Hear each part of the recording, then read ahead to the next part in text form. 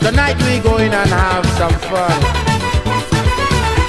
I just feel it to party the way we used to when we was young.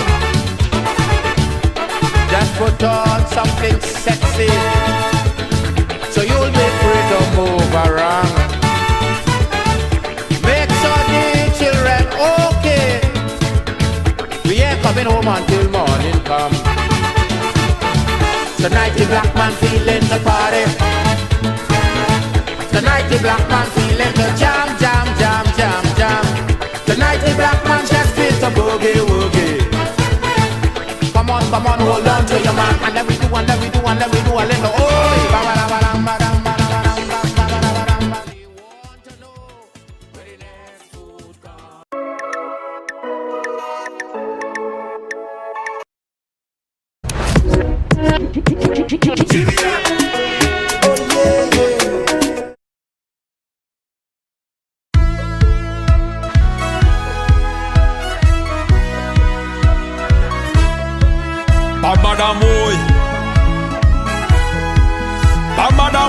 Lord.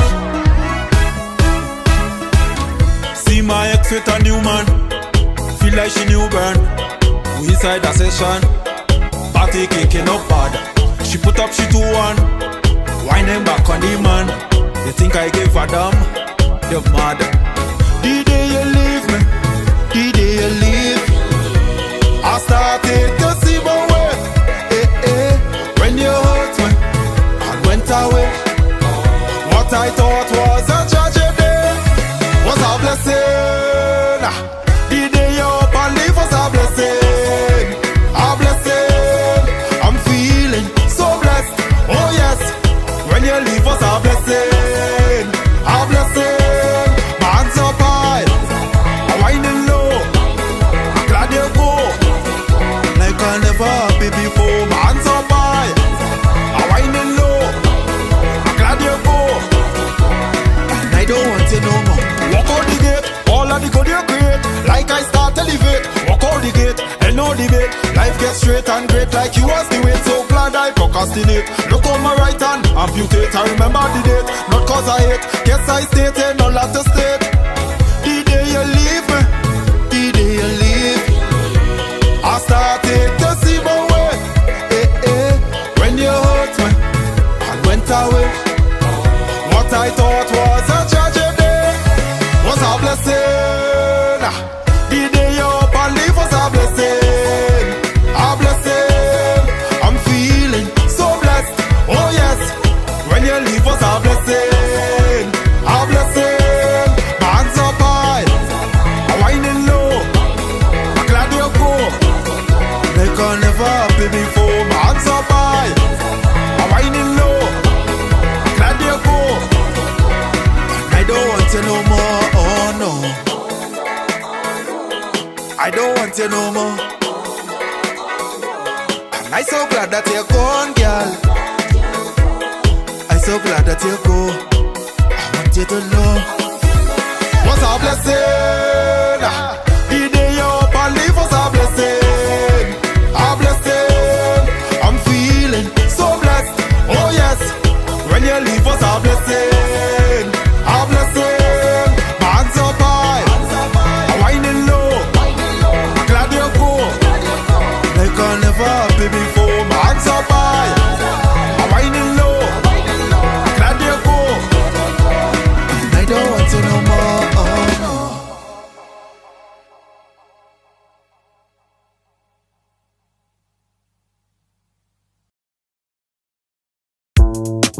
We're taking it back to the early days of Calypso. Something to sing to, something to swing to. Hey! Banya! Belly! Hey! If you're feeling like a bite of shilling, only vibes I bring in. I wanna rock and sway like Cambole, so I come in with my hands I'm swinging.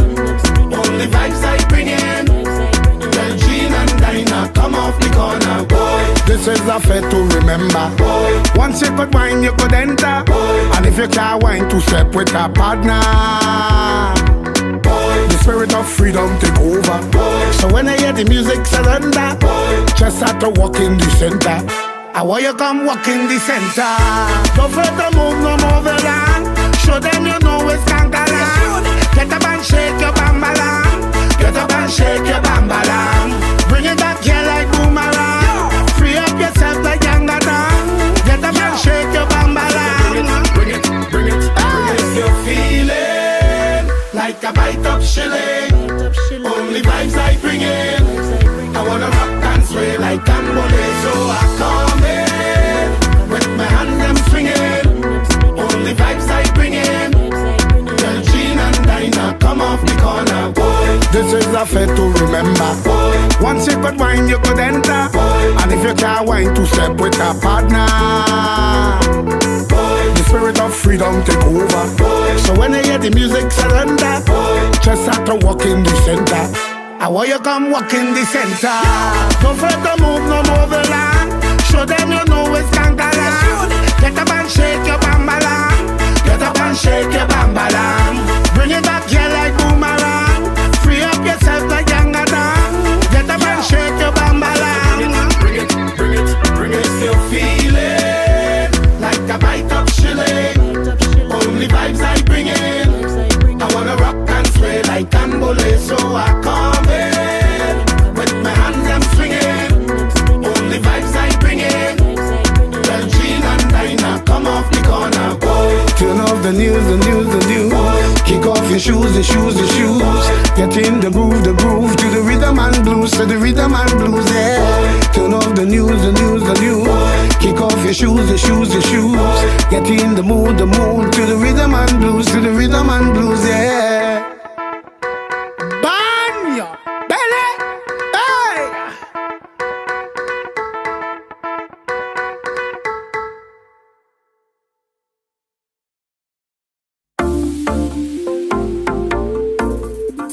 Oh gosh, Banya, belly. I'm just a stranger in a crowded place. We and the cooler and we did. Hoping to find someone with a familiar face, so we could fit and celebrate. This is not the time to be alone. This is the time to wine on a bumper. So let's be amazing, keep the fire blazing. With no care in the world, let me get on right in here. I want you to charm on somebody now, hold on somebody now, keep them company. I want you to charm on somebody now, hold on somebody now, make them your family. Together let me mash up the place from London. Let me walk up the way from London. Together let me mash up the place from London. Let me walk up the way from London. Drunk or sober, I out from a culture, set up panorama again. On the road with you, man, jumping up to the soca. Must find a partner to play bass with me. This is not the time to be alone. This is the time to wine on a bumper. So let's be amazing, keep the fire blazing. With no care in the world, let me get on bad in here. I want you to charm on somebody now, hold on somebody now, keep them company. I want you to charm on somebody now, hold on somebody now, make them your family. Together let me mash up the place.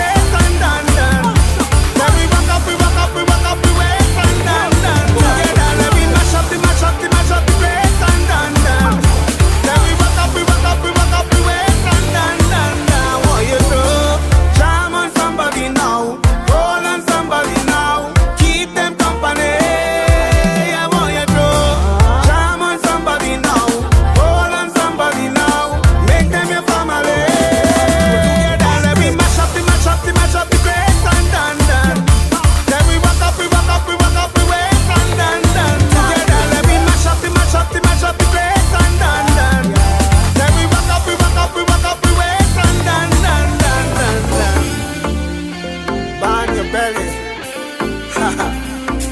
Madness. Oh gosh. Yes, my brother. Burn your belly.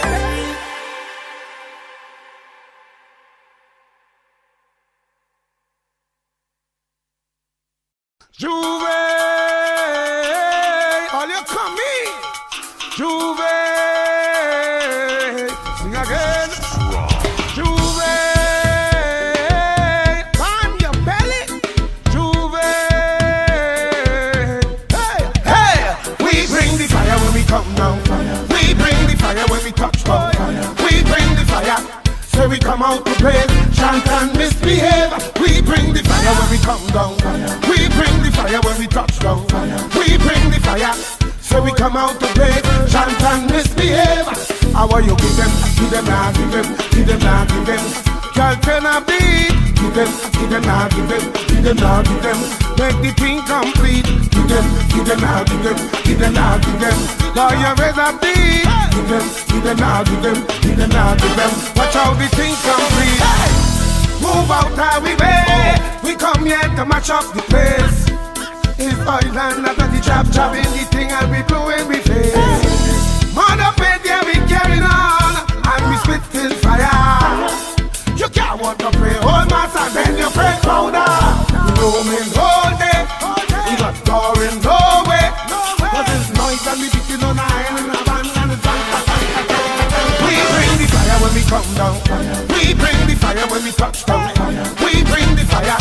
So we come out to play, chant and misbehave. We bring the fire when we come down. We bring the fire when we touch down. We bring the fire. So we come out to play, chant and misbehave. How are you give them now, give them, give them now, give them. Girl turn a beat, give them now, give them, give them now, give them. Make the thing complete, give them now, give them, give them now, give them. While you raise a beat, give them now, give them, give them now, give them. Watch how the thing complete. In the middle of the crowd now, right there. I say I think I'm the day. And I'm doing whatever I feel like, cause I don't care about nobody.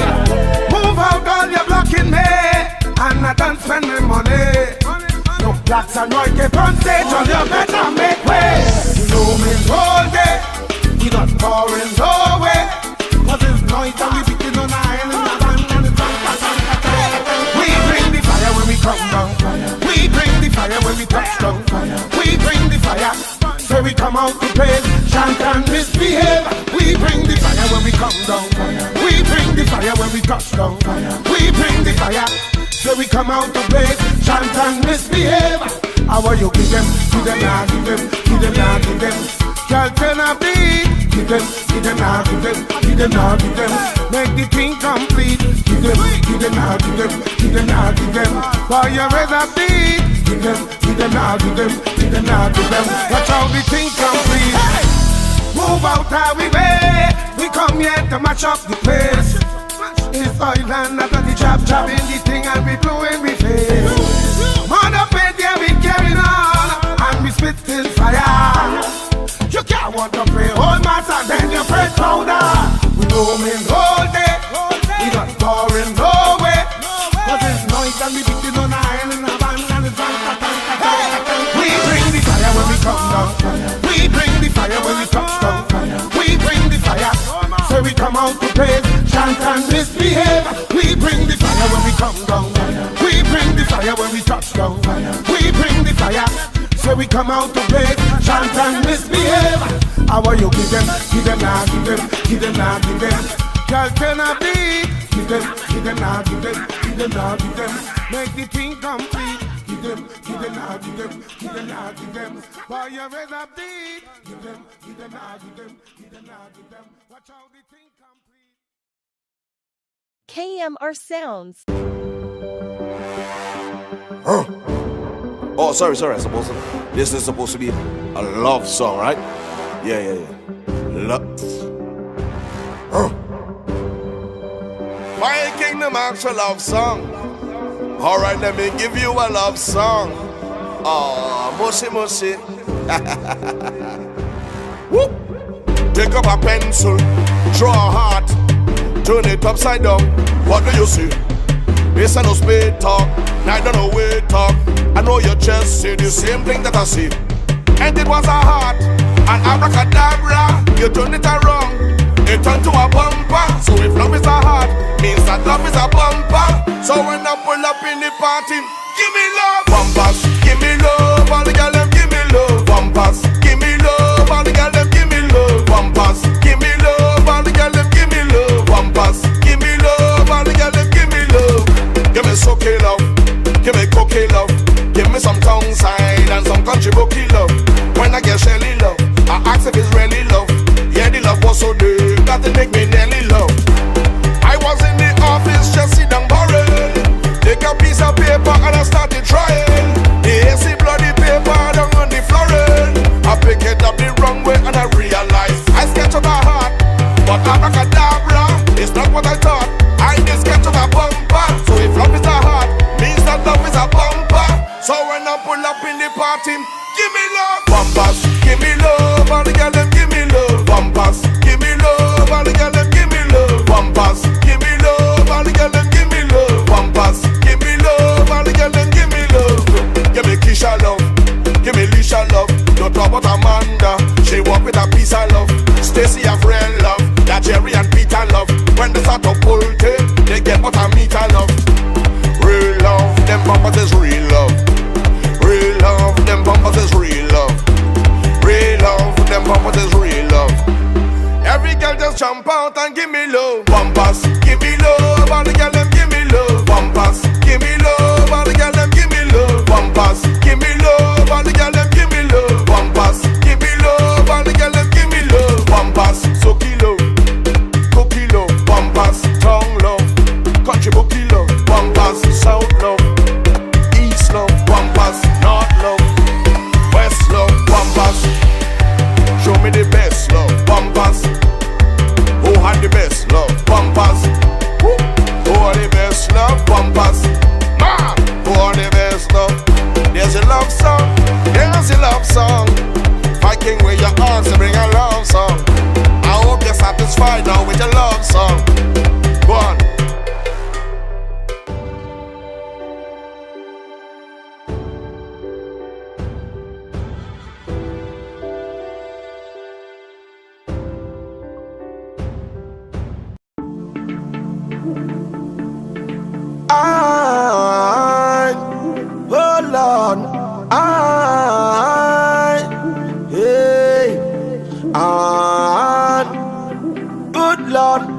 Everybody let me see you clap those hands.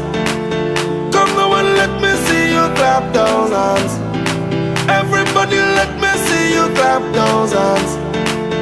Come now and let me see you clap those hands. I'll tell you how it,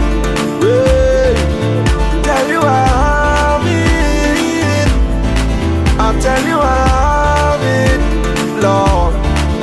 Tell you I got it, oh Lord, Lord.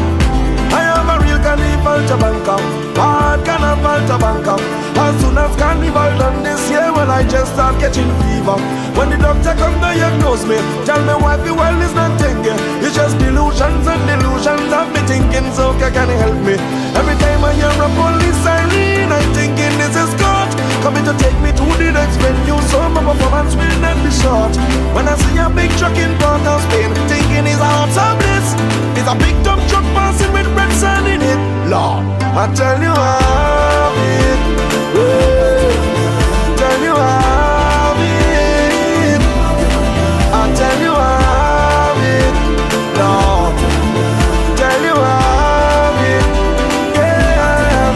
Everybody let me see you clap those hands. Come now and let me see you clap those hands. Everybody let me see you clap those hands. Come now and let me see you clap those hands. I be jumping on the road with tribe, doing my woman on my right hand side. All my friends and them from outside, who from north and who from south side. I be jumping with the man in the road, I'll call in me and it cold. When them girl them bumpers a roll, man them again bumpers to hold. Well anytime I go out and buy some bills, all I see is Juve. When the blue devils them bumper, I'm in the blocking road to get paid.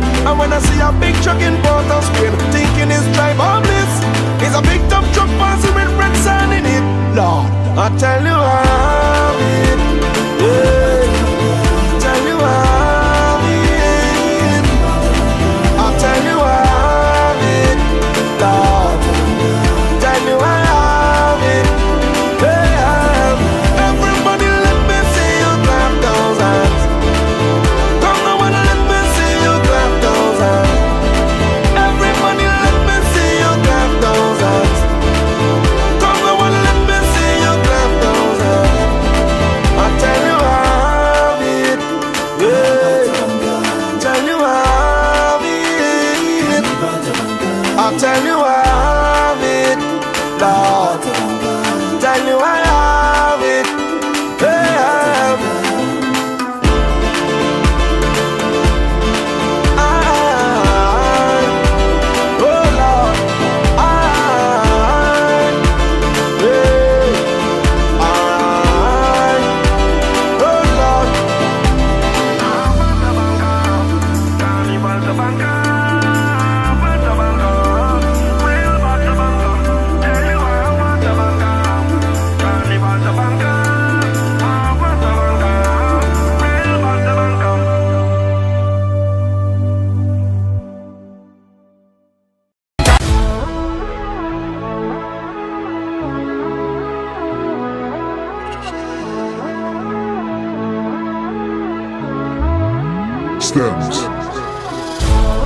Yes, I can hear them saying, boy, stop living in the past.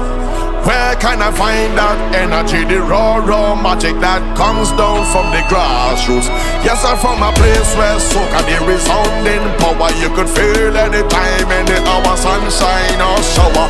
You will feel it anywhere you look, and it read like a storybook. I come from when ground used to carry it. We used to carry it when the ground used to carry it. We used to carry it when the ground used to carry it. We used to carry it when the ground used to carry it.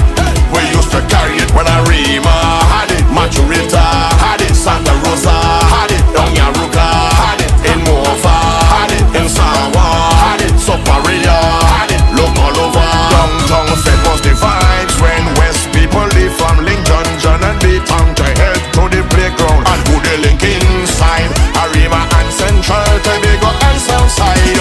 The traffic and insomnia morning down the by West Maureen have cars parking like a garage. Me drinks bottle long like ruler in a cooler and we chipping down the mouse to from Caranos. Them time did the ground used to carry it. We used to carry it when the ground used to carry it. We used to carry it on the flag who did carry it. We used to carry it on the cooler who did carry it. We used to carry it when Central had it, Korea had it, Columbia had it, Dippin' Penal had it, 500 had it, and Enterprise had it, Hoover had it, they full of eyes. Downtown Fit was a safe space. 30,000 people of different background, confusion, PSA ground shaking like an earthquake. But everyone was fine, it was when hot girl wine. We used to say the downtown massive and the uptown massive with no fences to separate. And it was like a rite of passage when your clothes get damaged, so you start fretting by the gate.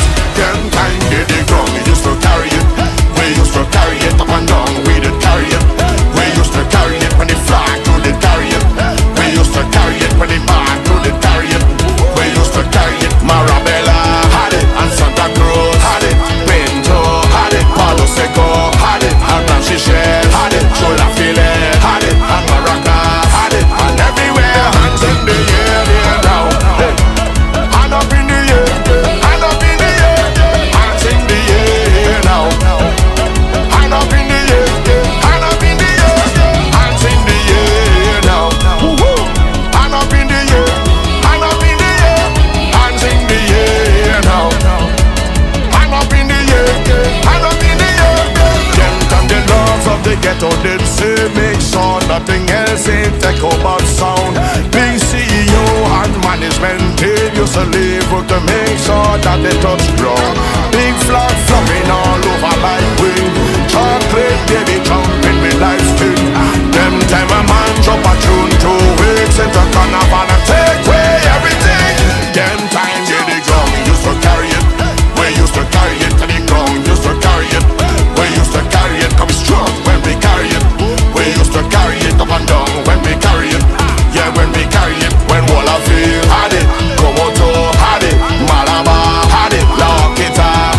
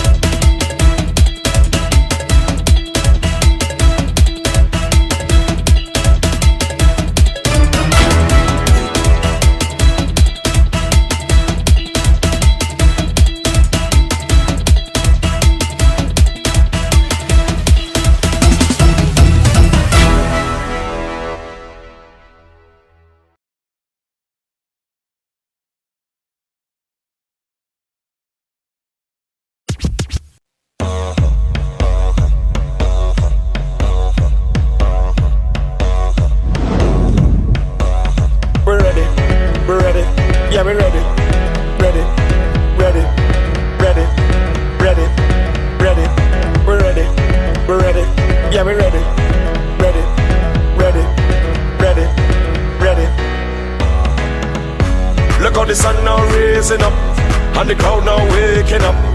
The atmosphere have vibes, and nothing can break it up. The girl them a wine non-stop. We had the drinks them in a my cup. We gonna party all night, all night. 24 parties we hit in a row. Tonight at the very last show, before we head out on the road. The girl them a release the load. So let me see your hands up so. Everybody know, put your hands up so. If you're ready for the road, let your friend them know. We're ready for the road.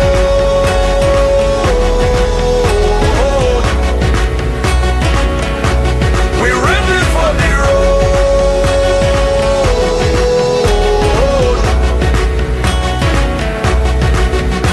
So we're ready, yeah we're ready, we're ready, yeah we're ready, we're ready, we're ready, we're ready, we're ready, we're ready, we're ready, we're ready, yeah we're ready, we're ready, we're ready, we're ready.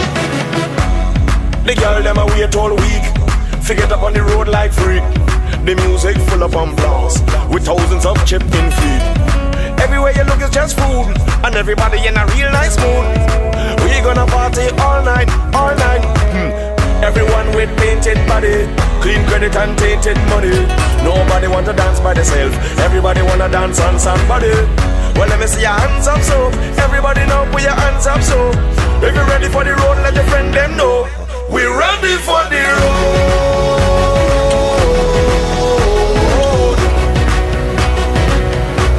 We're ready for the road.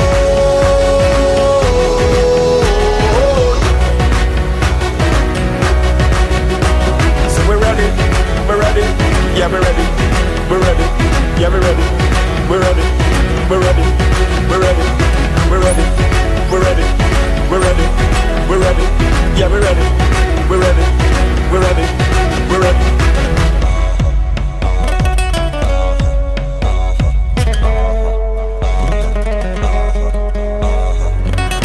Look how the sun now raising up, and the crowd now waking up. The atmosphere have vibes, and nothing can break it up, and nothing can break it up, and nothing can break it up, and nothing can break it up, and nothing can break it up.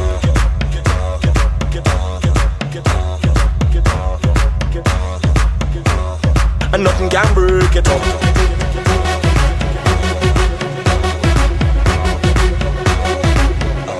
We're ready for the road.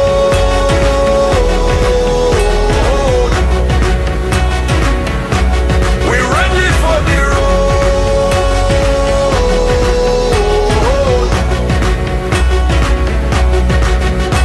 So we're ready, yeah we're ready, we're ready, yeah we're ready.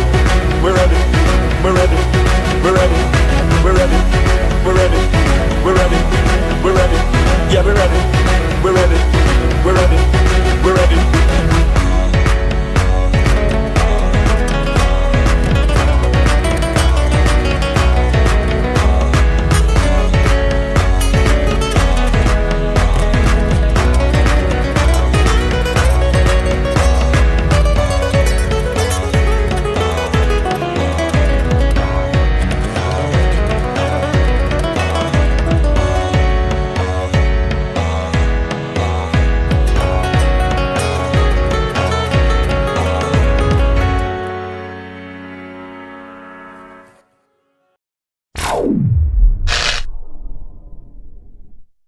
Trinidad!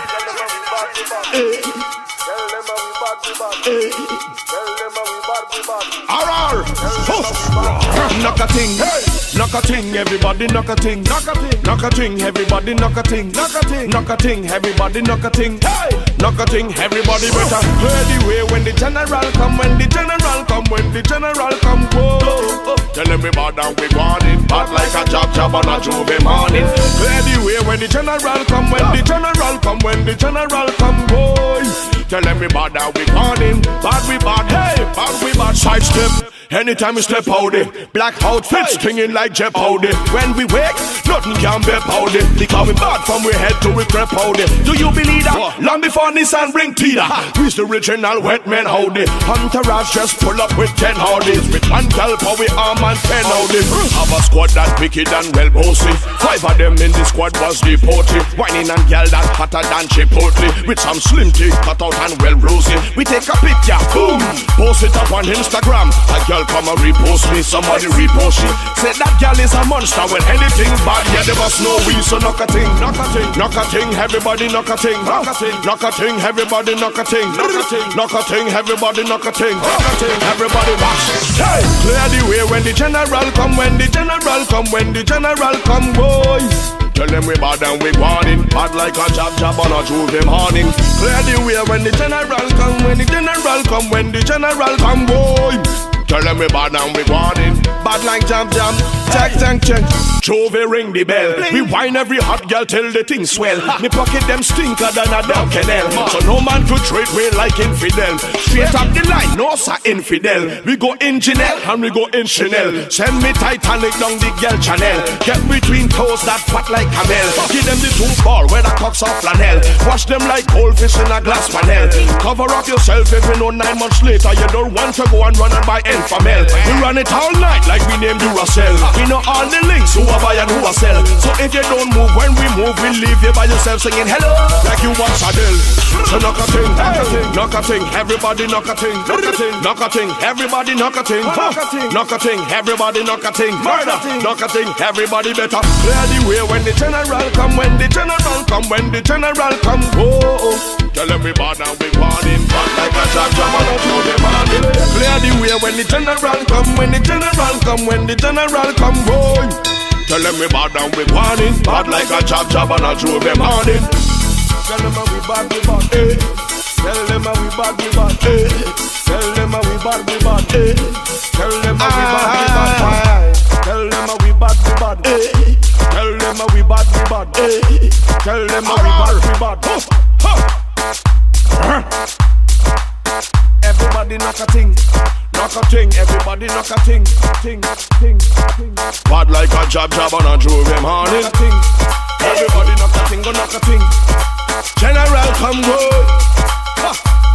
Knock a thing. What?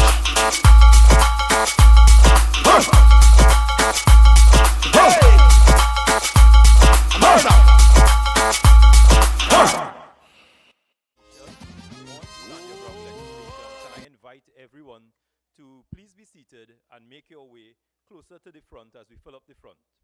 Thank you.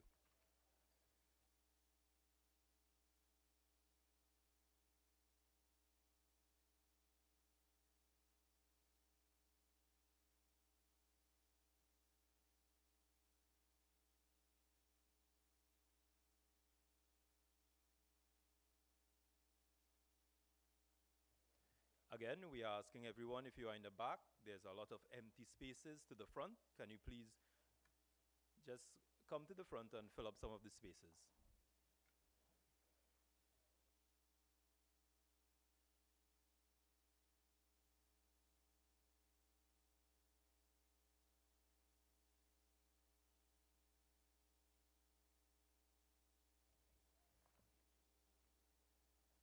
Ladies and gentlemen, as we commence, can I ask everyone to please stand as we sing the national anthem?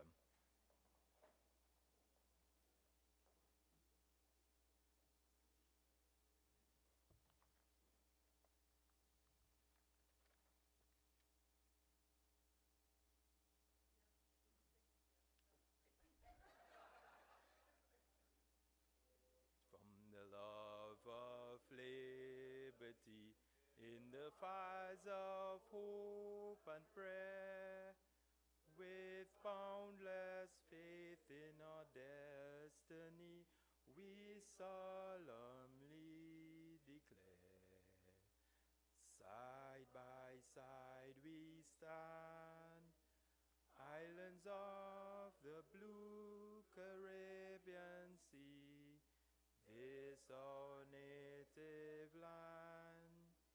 We pledge our lives to thee,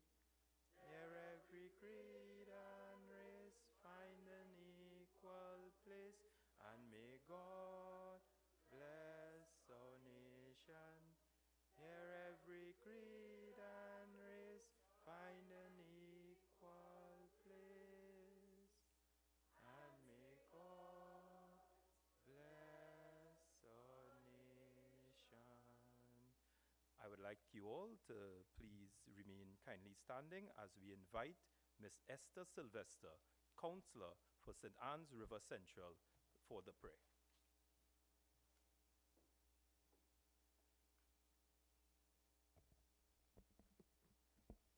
Please close your eyes as we give reference to God.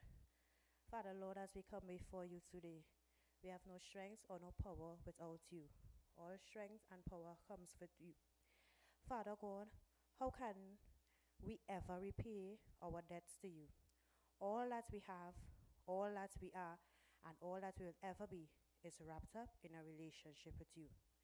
It is from you alone that we draw strength to face each and every day, and from your reservoir of mercy and compassion that we drink daily. May we be witness to today's authenticity. O God, remove all doubts, selfishness, and arrogance, and impatience, so that the fruits of our relationship with you may cause others to want to draw nearer to you. I say this prayer in your holy and unmatchless name, Ashe.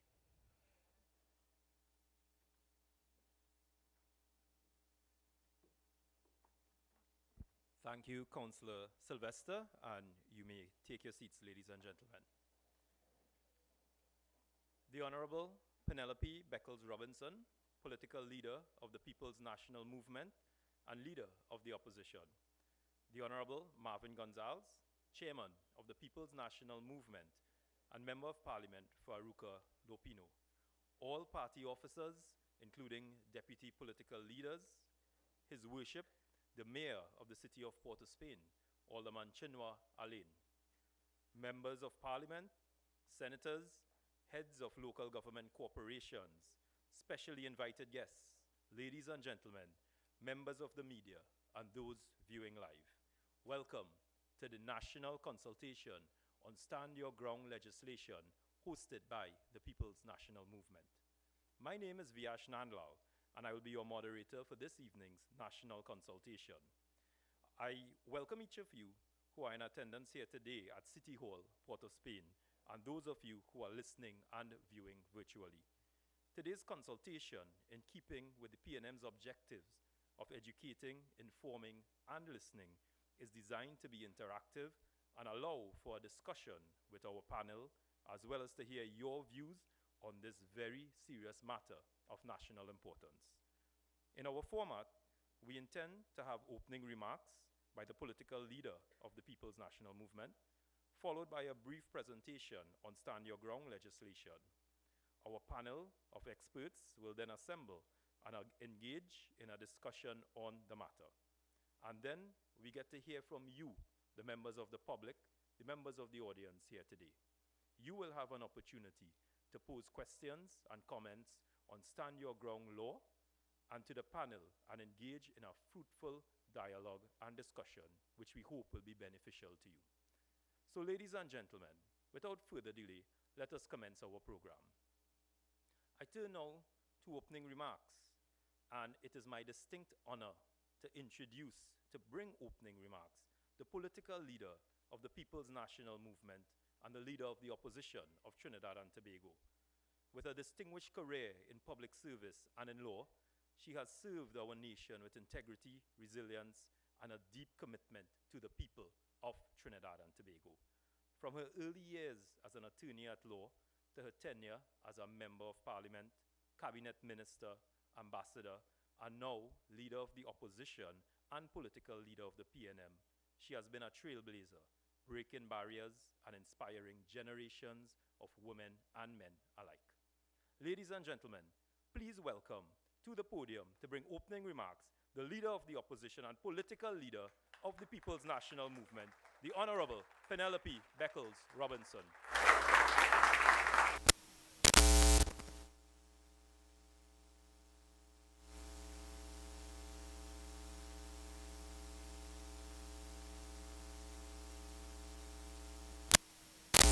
Start. I want to acknowledge His Worship the Mayor of Port of Spain, Councillor Chinua Alain. Let me also acknowledge all other councillors and aldermen. Let me acknowledge the deputy political leaders of the People's National Movement, members of parliament, senators, but to say that we are in the constituency of Port of Spain South. So I, of course, have to specially acknowledge my colleague, the Honourable Scotland. Mr. Scotland, where are you? I'm sure, right.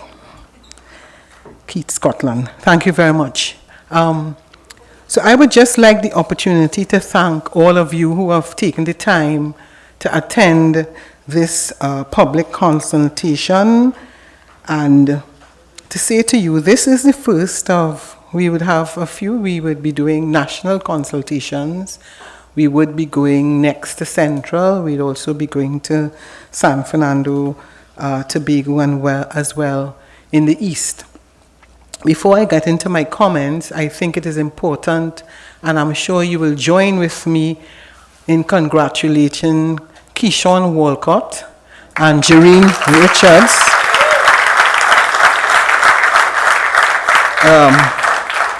I know that, the pride that and the joy in wearing the national colors, I quite understand, and it's probably important that we start our evening celebrating their successes.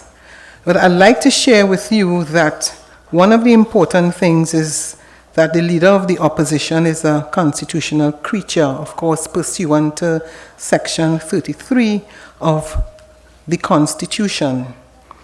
And as a reasonable and sober opposition, we have taken the position that the legislative agenda of the government is to, of course, be thoroughly analyzed and assessed.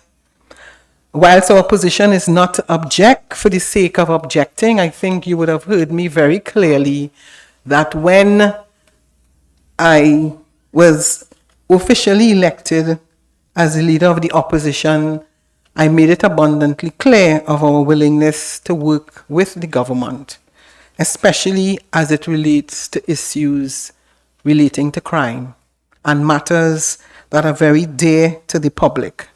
And we know that the issue of crime is an extremely complex one. We recognize that there are issues taking place as well in our schools. We saw quite recently what happened in Arima North, as well as another school as it relates, I think it was in Central. So we know that crime is in our homes. We understand that the public in particular has been extremely concerned as it relates to the number of murders. We have also had the increase in accidents. But at the same time, we want to ensure that when legislation comes before the Parliament, we want to ensure that it is good law. So we recognize our responsibility, and we are very grateful to those of you who are here today to ensure that your voices are heard. I would also like to say that as a government, the People's National Movement, we continuously provided opportunities for education, sport, recreation, employment, vocational training, and support for the vulnerable, not limited to financial relief, but including social interventions such as community policing, counseling in schools, community mediation, family planning, early childhood care, and more. And we have always worked towards reducing the root of causes of criminality. It is accepted globally that no society can shoot its way out of crime.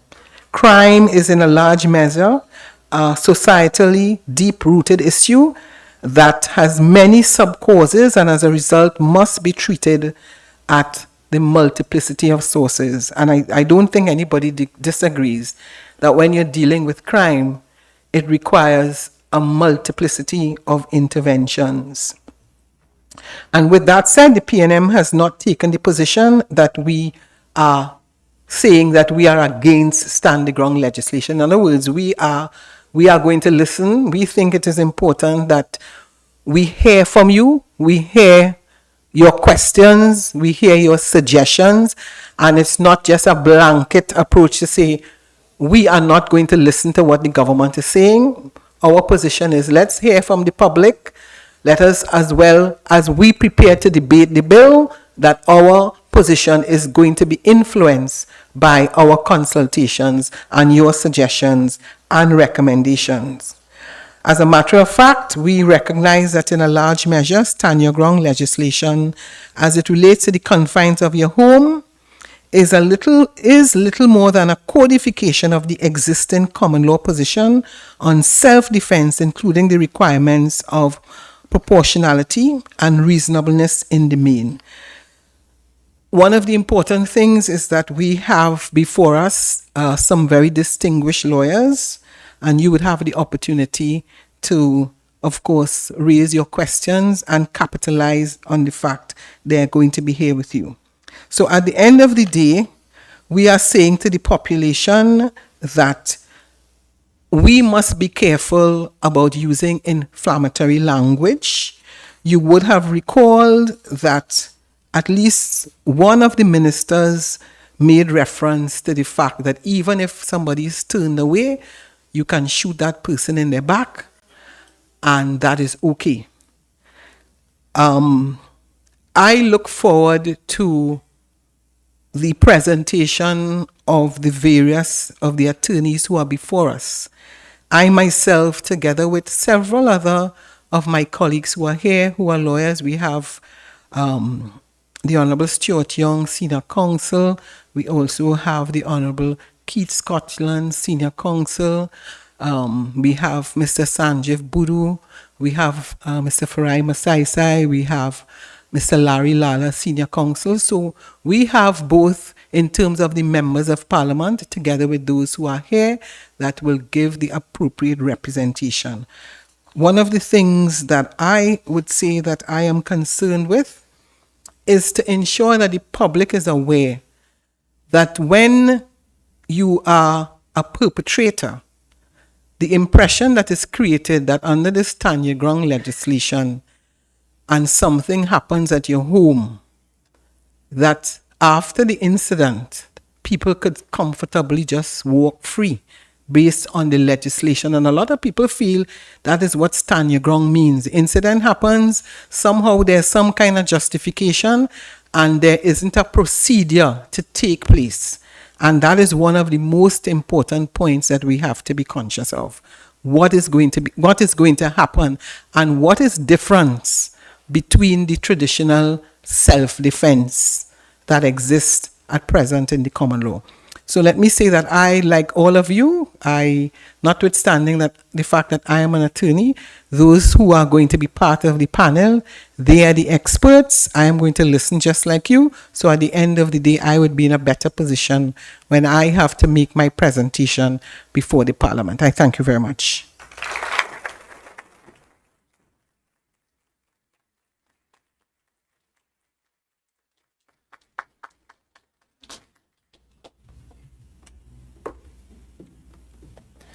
Thank you, Leader of the Opposition and Political Leader of the People's National Movement, the Honourable Penelope Beckles Robinson. Ladies and gentlemen, as we move to the other portion of this evening's consultation, one of the objectives is to educate and inform. And in keeping with that objective, we will have a presentation planned for you.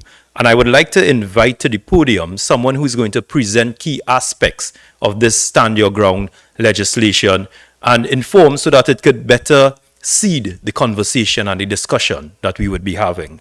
So it is my pleasure to introduce a very distinguished legal mind and a very respected voice at the bar. With decades of experience in constitutional and public law, he has consistently championed the rule of law and justice in our society. His keen insights and legal expertise will ground our discussion in the constitutional and legislative framework that governs this important national issue. More so, it will give us something to think about and hopefully fuel questions and comments from among you, the members of the audience. So, ladies and gentlemen, please welcome to the podium to give a presentation on Stand Your Ground legislation, Mr. Larry Lala, Senior Counsel.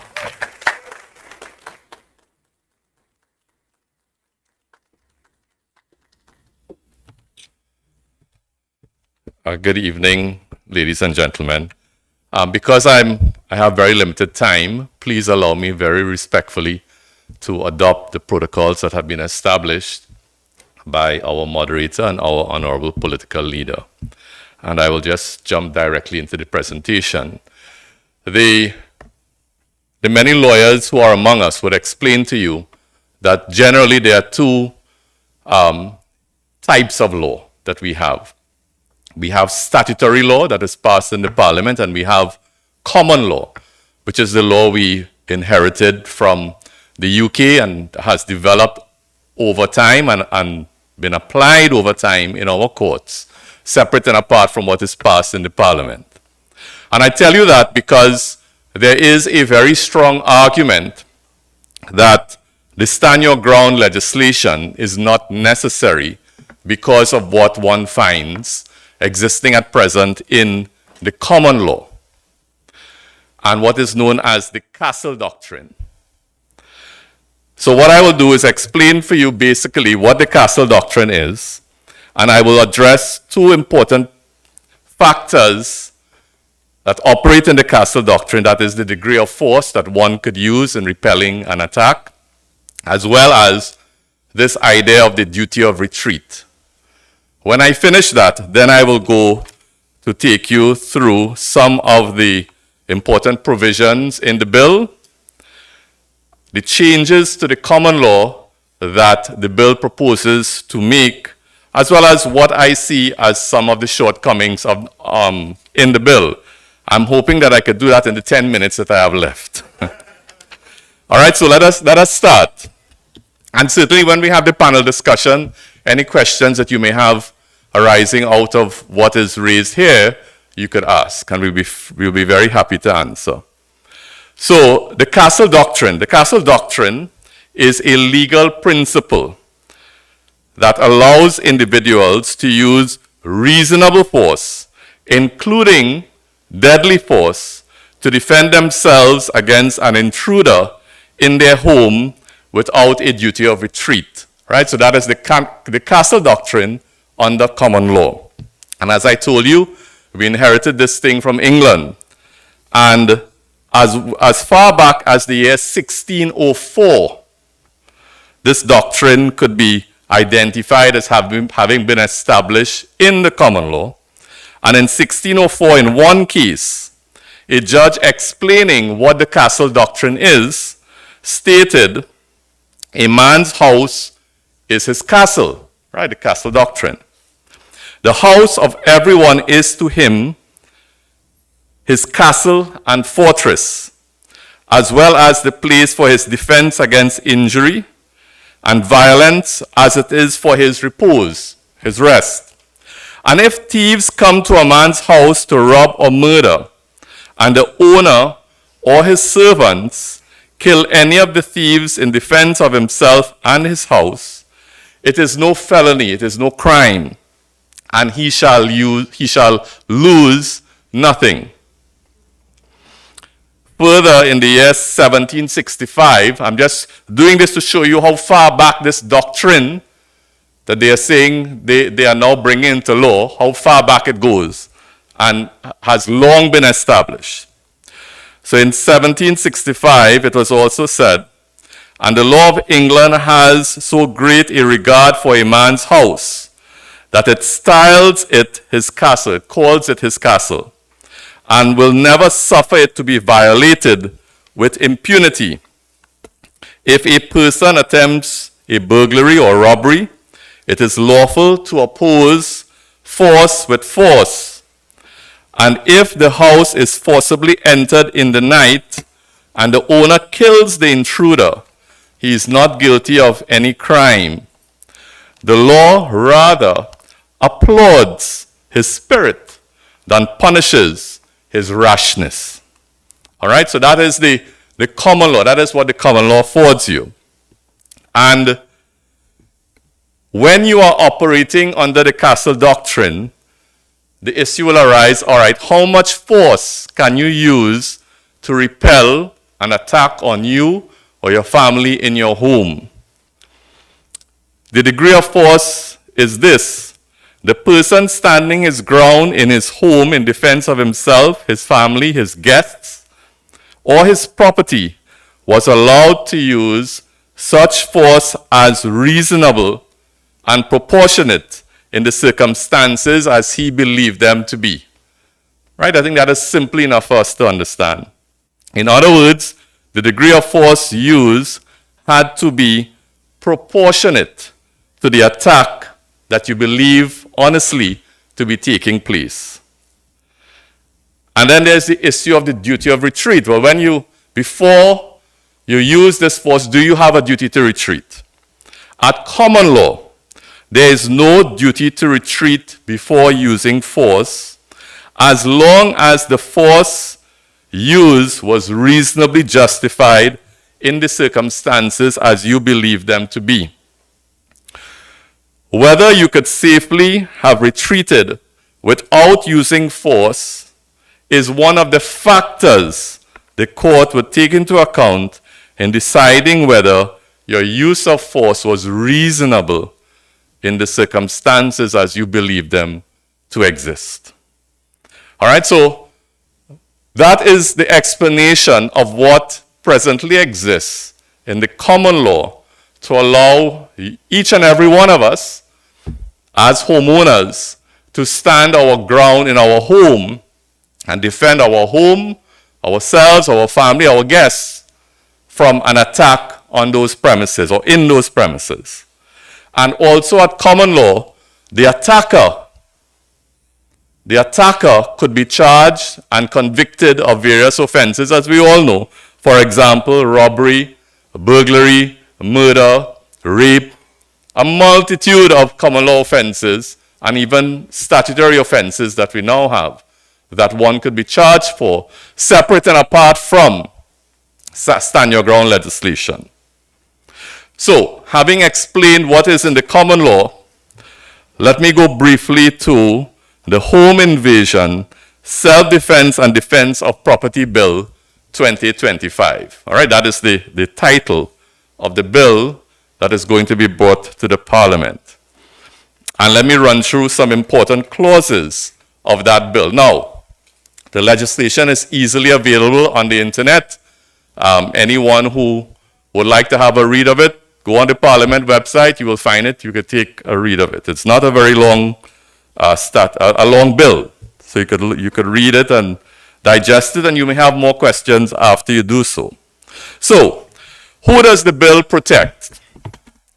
We see that we get the answer to that in section 5 of the bill, which reads, subject to the provisions of this act, an occupant who is in lawful possession of a dwelling house in which that person has a right to be at the material time has A, no duty to retreat from a home invader at the dwelling house, and B, the right to stand his ground and use or threaten to use defensive force to protect himself, another person, or his property from a home invader. All right, so those are the persons intended to be protected by this bill.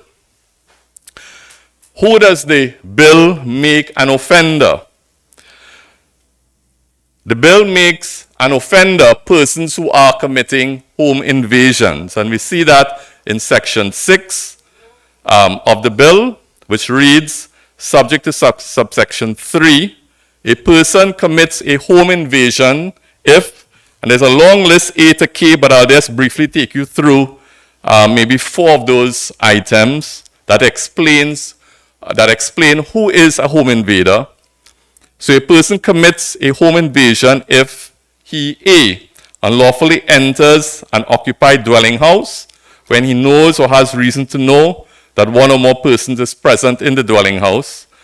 B, unlawfully enters the dwelling house and remains therein until one or more persons is present in the dwelling house. So he's sitting and waiting for you to come in and to do whatever he wants to do. D is invited into an occupied dwelling house and fails to leave immediately upon being asked by the occupant to do so. E enters an occupied dwelling house and then forms the intention to commit a serious criminal offense. F, while armed with a weapon, intimidates or uses force or threatens the imminent use of force on any person within. All right, but there are a number of circumstances, other circumstances in which one could be categorized as a home invader. I wouldn't bother you with that right now. So the next question is, under the proposed legislation, how can one respond when attacked? And we see the answer to that in section 7 of the bill, which reads, an occupant has no duty to retreat and has the right to stand his ground against a home invader and use or threaten to use force against the home invader where the occupant believes on reasonable grounds that force was being used against him or another person, or that a threat of force was made against him or another person, or that his life or the life of another person was in immediate threat of danger, where he believes that his actions were necessary and reasonable in order to defend and protect himself. It sounded very much like the common law that I explained to you, right? C, where he establishes that the defensive force used was proportionate to the threat that he honestly believed to exist. All of that is what I told you presently exists in the common law. Now, when you take action, what are the factors the court would use in determining whether the force that you use was proper? That is found in section 7.2 of the bill, which reads, and there's a long list of factors that a court will consider to determine whether you acted using reasonable force. I will not go through that long list. I'll just go through a couple of the items, just so you can get an idea of what the section contains. When determining whether the defensive force used was reasonable in the circumstances, the court shall take into account A, the nature of the force or threat, B, the extent to which the use of force was imminent, and whether there were other means available to respond to the potential use of force, C, the occupant's role in the incident, D, whether any party to the incident used or threatened to use a weapon, firearm, or an explosive device, E, the size, age, gender, and physical capabilities of the parties to the incident, I, the nature and proportionality of the occupant's response, K, very important, whether there was a possibility that the occupant could have safely retreated, notwithstanding the fact that there was no duty to retreat. So those are some of the factors that the court will consider in deciding whether the force that you use was reasonable. Very importantly, when the defense does not apply. So under what circumstances is this bill saying you cannot rely on the stand your ground defense? That is found in section 10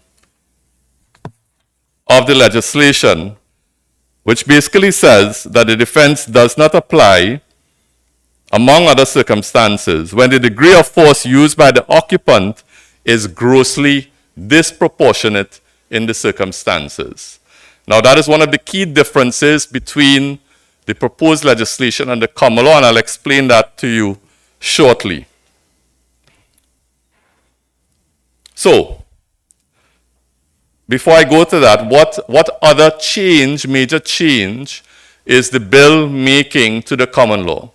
One of the major changes that the bill is making to the common law is that it is creating a new offense, the offense of home invasion, right? And that is found in section 6(1)-(3) of the bill, where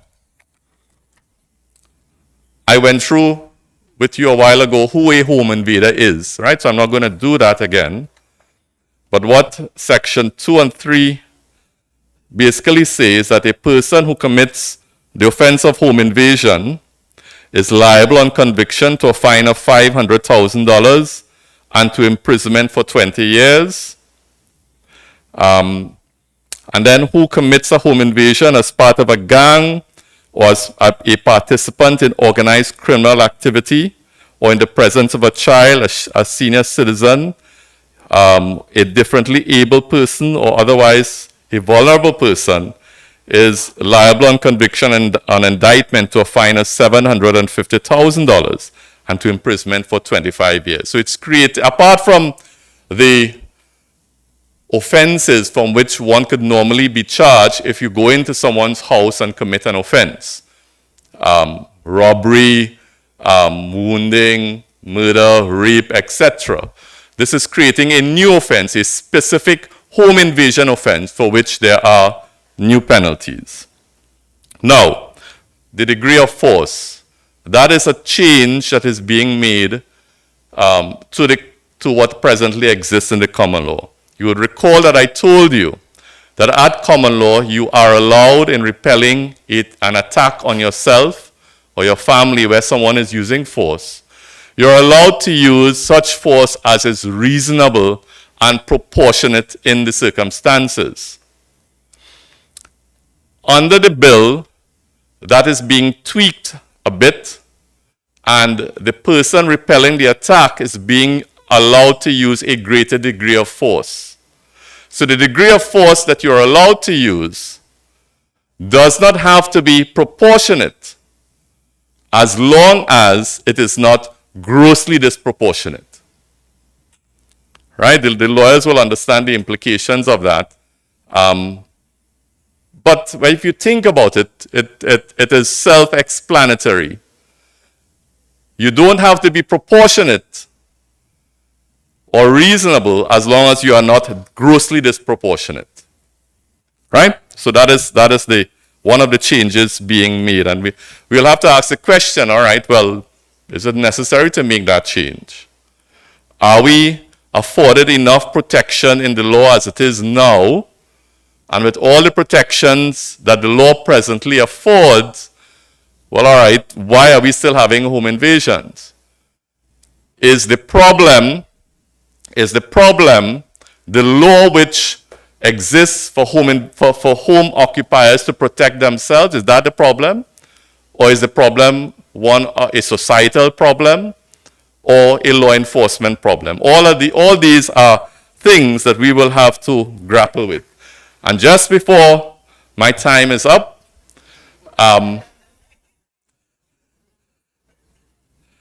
as the Honorable Leader of the Opposition explained, I'm not certain that in the consultations that have taken place so far and the responses I've seen from persons in the audience, that people understand that this bill does not give you the right to kill somebody in your house. The police come and say, pat you, slap you on the wrist and say, well done, man, good, we go on. They're going to arrest you, probably charge you. You will have to find a bailer, if you could get bail for whatever they charge you for. If it's murder, you probably will have to stay in jail for a long time until you could stand up before the judge and say, Judge, I stood my ground. I am innocent. I'm not too certain that people really understand from everything that has taken place so far that is the real implication of what they're being told this big change in the law is going to be. All right, so that is something we will have to discuss as well. And one of the things that has not been inserted in the law that you would find in many other jurisdictions where the law has been implemented is something called an immunity hearing, where if you as a homeowner defend yourself, your family, and your home, and someone dies, the police come, they arrest you, they charge you. You have a right at an early stage to insist on the matter going before a judge. And once you could show on a prima facie basis that you acted, you stood your ground, and used reasonable force, the onus will then be at that very early stage on the police to show that you actually used disproportionate force. In other words, they have not included in the bill that immunity provision which could prevent persons from having to wait in custody for a long time for a trial if they are charged having stood their ground. All right? That is as much as I want to say. I believe I went about 2 minutes over my time. Thank you very much for your very kind attention.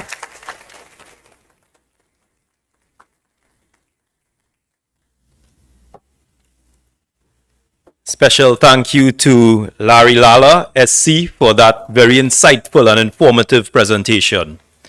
Ladies and gentlemen, we now switch to the panel discussion section of tonight's consultation, and I would invite our 4 panelists to take their seat at the head table and engage initially in a conversation on the bill, on the presentation, on Stand Your Ground as presented by Larry Lala SC, and also then we will move into a section where you, the audience, will be able to ask questions and make comments. So firstly, the first member of the panel I would have already introduced. I would invite Mr. Lala to take his seat. Thank you. Yeah, you can take number 1. Next, we welcome an attorney at law and deputy political leader of the People's National Movement, a dedicated servant of the people and advocate for progressive policies. He brings both legal expertise and a deep understanding of governance to the table. His perspective on how this legislation intersects with national priorities and the lived realities of people will be invaluable in this conversation. Ladies and gentlemen, let us welcome Mr. Sanjeev Budu.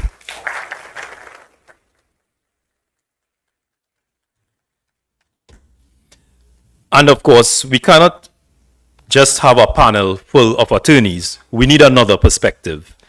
We are also joined by a well-respected psychologist whose work has focused on social behavior, community safety, and mental health implications of crime and justice.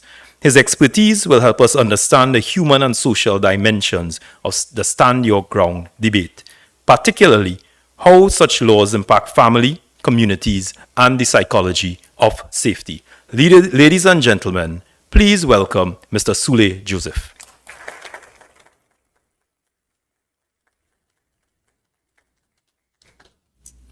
And finally, it's an honor to welcome another attorney at law with extensive experience and extensive legal practice. His career has spanned a wide range within the justice system, and he has consistently brought sharp analysis and advocacy to the legal profession.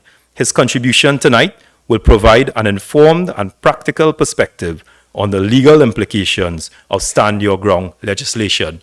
Ladies and gentlemen, please welcome our 4th panelist, Mr. Farai Hove Masaisai.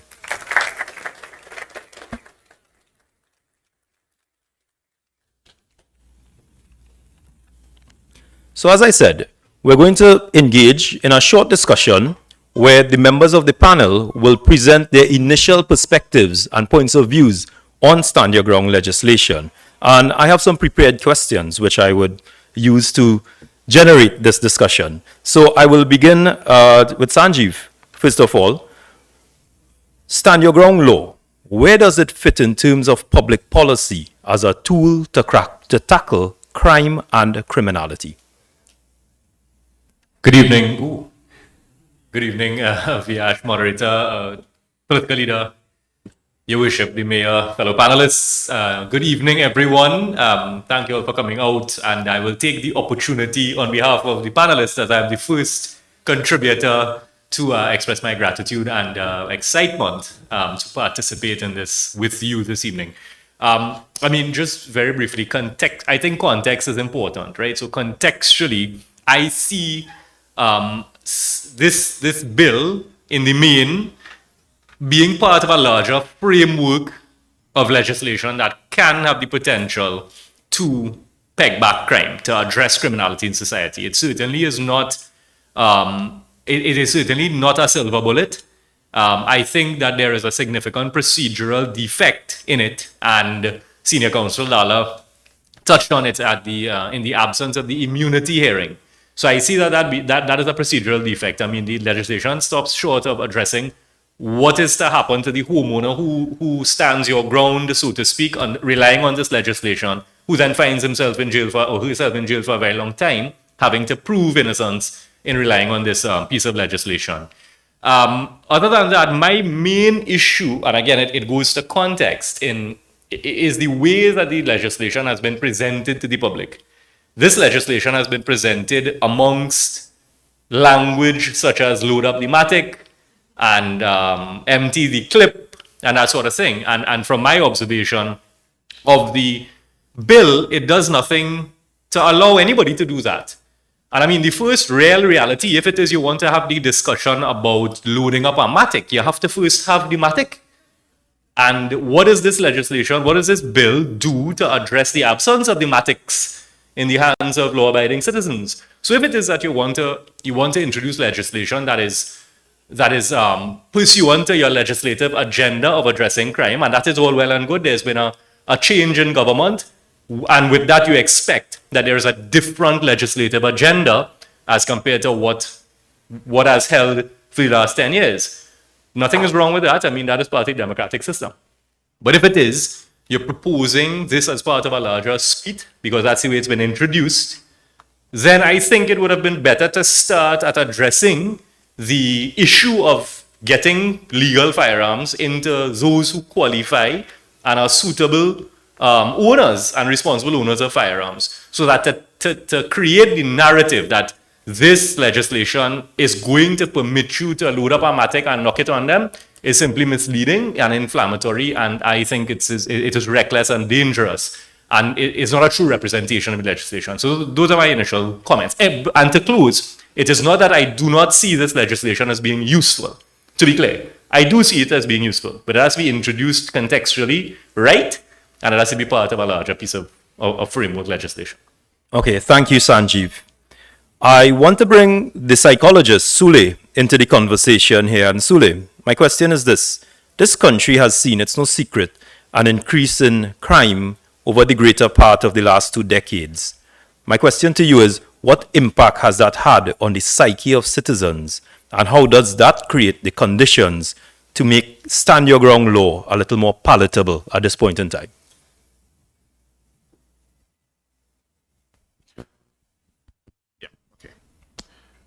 All previous protocols observed, for this interest of time. Good evening to everyone. Good evening, everyone. All right, thank you. Talking to myself would mean I have some kind of mental illness, right? All right, okay. A couple of things I want to address. First, I want to say that I am by no means a legal mind, so I am addressing it through my expertise, right, as a psychologist. And as I understand the legislation as it was explained to me, as I read it, right, and what the impact can possibly be. Now, if we take as fact that there is an increase in violent crime and so on within the nation, what a fallout definitely will be is that you will have what we call hypervigilance among your population. That's just a big fancy word, people, to say that everybody will be looking over their shoulders. You'll be jumpy, right? And this is something that you would have been living. You would have lived a jumpy feeling. Walking down a dark street, hearing a noise in the night, even in your own home, you are going to be jumpy. So crime and the increase in crime is going to increase that hypervigilance, that sense of nervousness, right? You're going to be functioning, or a lot of us may be functioning in a fight or flight mode at a consistent basis. That's going to increase stress, anxiety. It's going to increase the likelihood of easily triggered behaviors. What I mean by that is, if you're in a jumpy space, if you're in fight or flight, and somebody touches you on your shoulder, you're likely to spin around and hit them a lash, right? Because you're jumpy.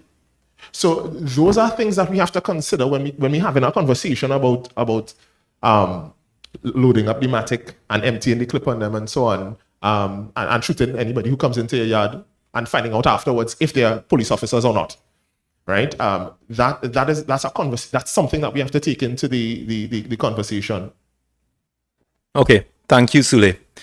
I would like to bring in Farah into the conversation as well too, and a question that I think any of the attorneys, including yourself, Mr. Lala, could address. And really, this relates to the Constitution, and we have a bill which has been presented, which is before us, and the question is, how does this conflict, if at all, with the Constitution in terms of rights and freedoms? Well, I'll piggyback off of Senior Counsel's introduction. This bill seems to try to codify the common law.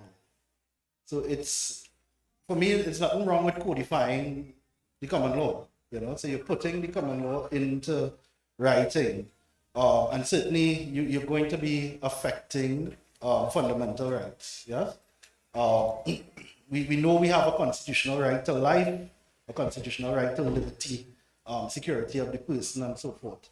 The bill seems to bring in to the statute a right of the occupants who's in lawful possession of a dwelling house to exercise that force. For me, as a civil and constitutional attorney, that term lawful possession is a term that really needs defining in the Act. Because you could be in unlawful possession of a property, meaning we have adverse possession rights in Trinidad, and it really kicks in after 16 years to become lawful. So what happens where I am living on a property for 15 years unlawfully, knowing that one more year I can probably apply for a vesting order, or I can bring the lands under the Real Property Ordinance or the Real Property Act.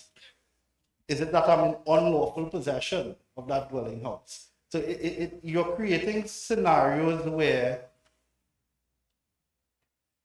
good constitutional lawyers will pour holes in. Yeah. So another thing with this act, which I'm looking at, is that when we look at the comparator that was used by the Law Commission to come up with the bill, there's no comparator like Trinidad and Tobago. There's none. Florida is not like Trinidad and Tobago. It's not culturally the same. It's not racially the same. The population side, it's way different. The other Commonwealth jurisdictions where they use are not like Trinidad and Tobago.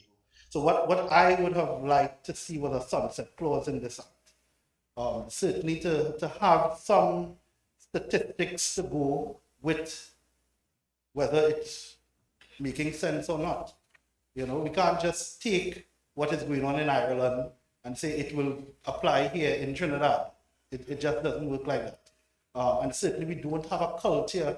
We don't have a culture of persons bearing arms in Trinidad. Whereas in Florida, there is that culture, So from a constitutional perspective, I think it's something that it's a major piece of legislation coming in. And certainly we have to educate our people. As my friends on the panel quite rightly said, it's not about shooting and asking questions after. There's literally no clause in the Act that covers what is the process after I shoot or I dispense with this intruder. You will go back to the common law. Yeah? Thank you. Thank you, Farai. And I would ask Mr. Larry, would you care to weigh in on that question as well, too? What is troubling me is why is there a need for this legislation, and what is the reason why it is being pushed through? If you are codifying the common law, then certainly it would have made sense to use the resources available to the state to educate persons on the rights they already have under the common law, right? If you believe that persons are uncertain as to the circumstances in which they could defend themselves and their families if they are attacked in their homes, then certainly it would have made sense to educate them on the rights they already have in the common law, right? Why attempt to bring this legislation to give the impression that you are doing something so novel and new when you really are not? You know, you're making a little tweak to the law here and there, but essentially, you are simply reinforcing the rights that people already have. So one has to ask the question whether the approach being used to bring this legislation is really an honest and forthright one, right? And why it is being done in this manner. Okay, thank you, Larry. And then I will ask a final open question, which members of the panel, and after this we would go to the questions and the comment segment. How does the provisions in this bill and what we see before us different from what was promised on political platforms or even spoken about? I would ask Sanjeev, can you start?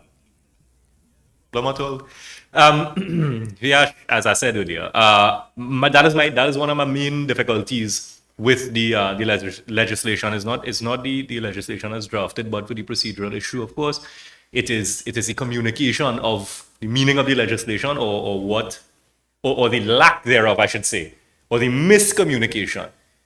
This legislation does not allow anybody to empty any clip on anybody else. Under no circumstances. It doesn't give that protection.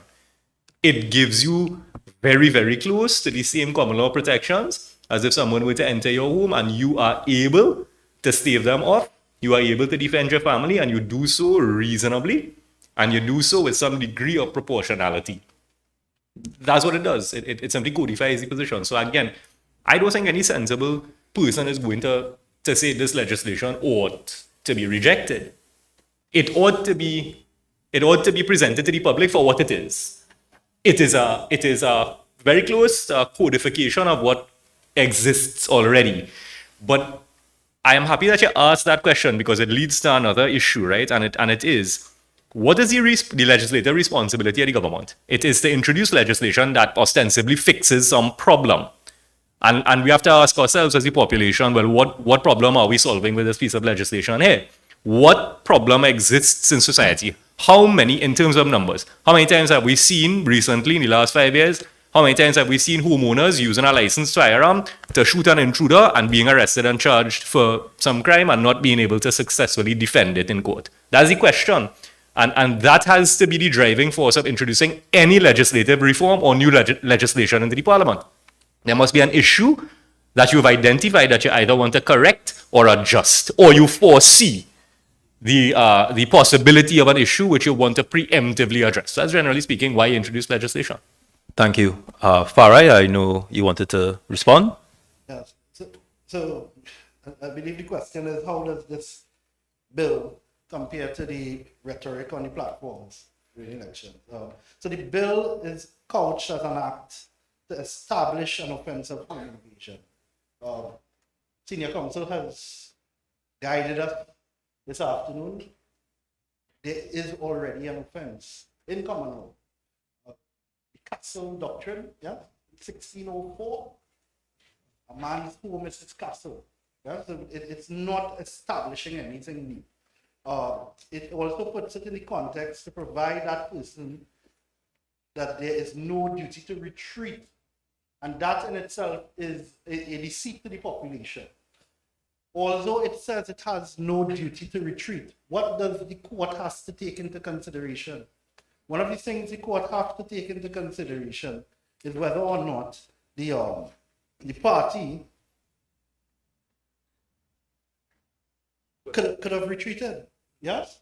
So if the court, meaning a judge, is factoring that in exercising his discretion whether to hold you that you have not complied with the act, then certainly you can't tell the population that there's no duty to retreat. That in itself is wrong in law. Yes? You have to consider your options. You have to consider your options wisely, because the court will consider it. Could you have retreated in these circumstances?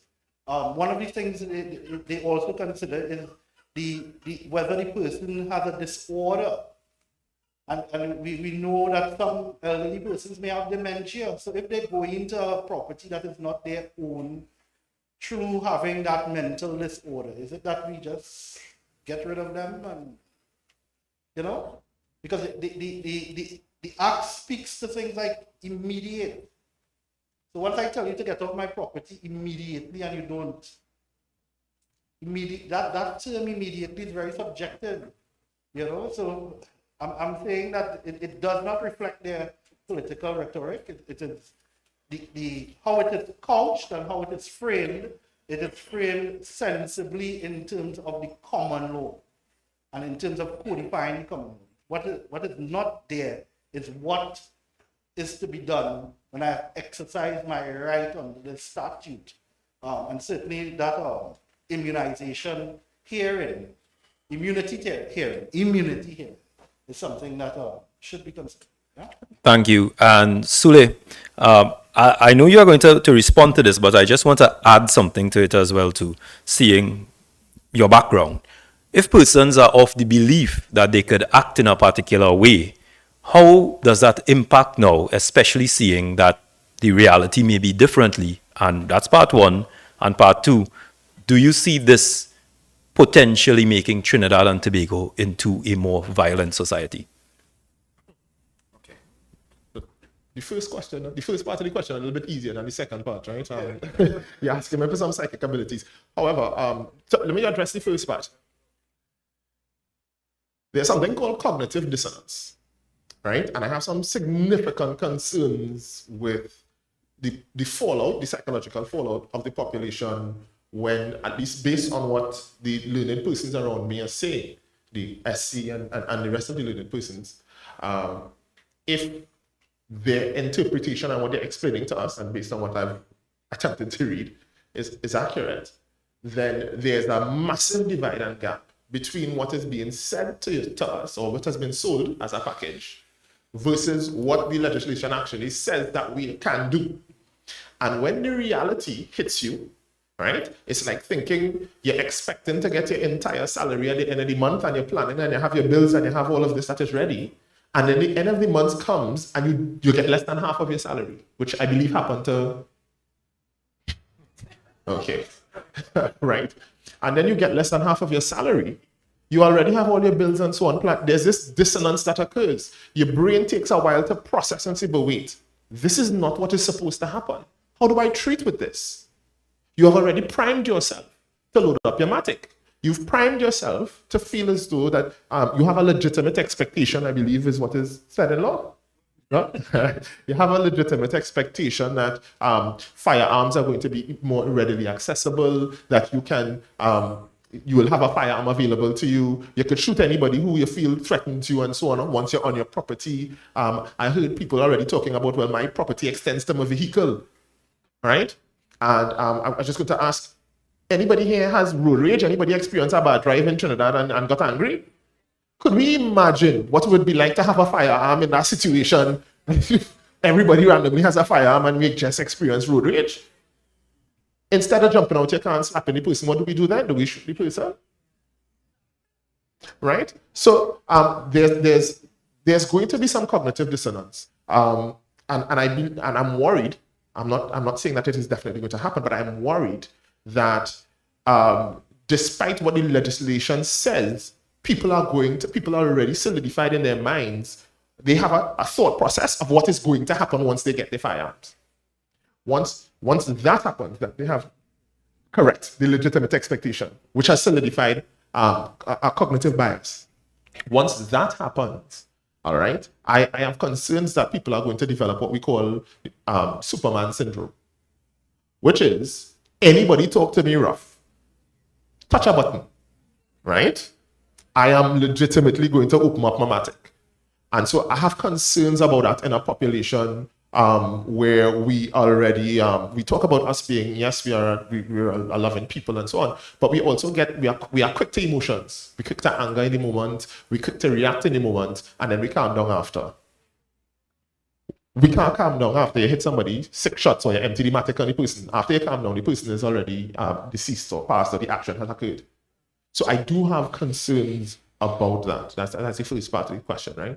The second part is if there would be increasing violence. If there's a potential, potential for us to become a more violent society.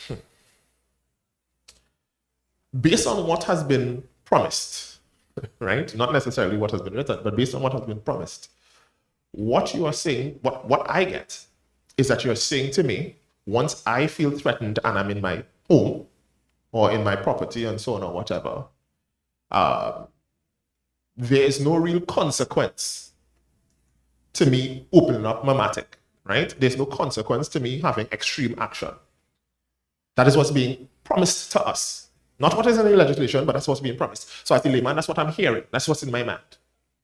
And what happens when you remove consequence from people with who may potentially have behavioral issues is that now there's nothing preventing you from lashing out.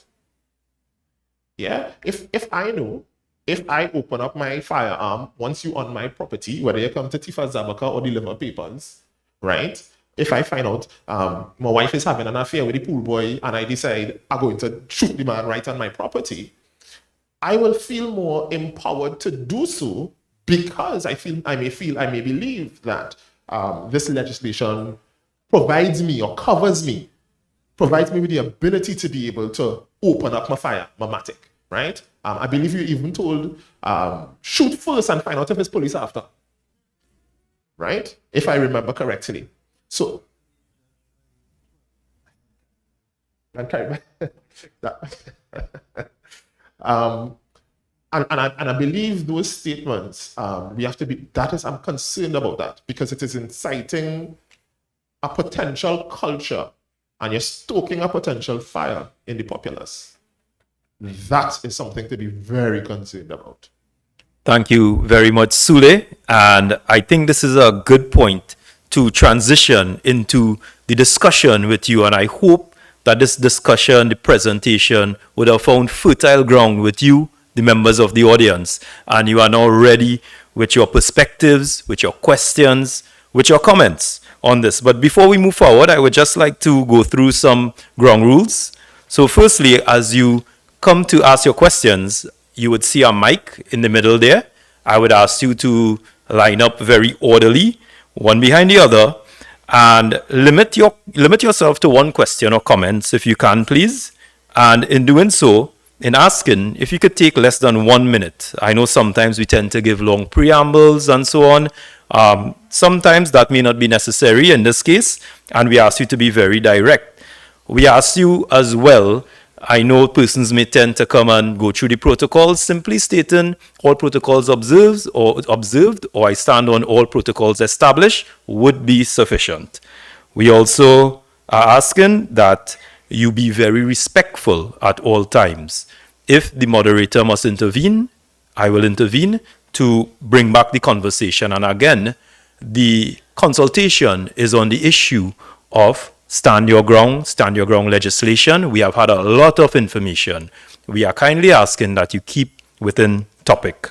So with that being said, ladies and gentlemen, and I know we will have your cooperation as well, we open the floor and we ask you all, and we open the floor for questions, comments, and we ask you all to line up in an orderly manner and ask.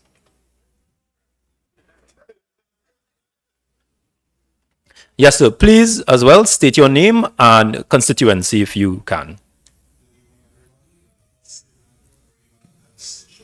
My question, given my understanding of Clause 5, which defines an opulent and specifies the fact that we're looking at a dwelling house and the rights to be in that property.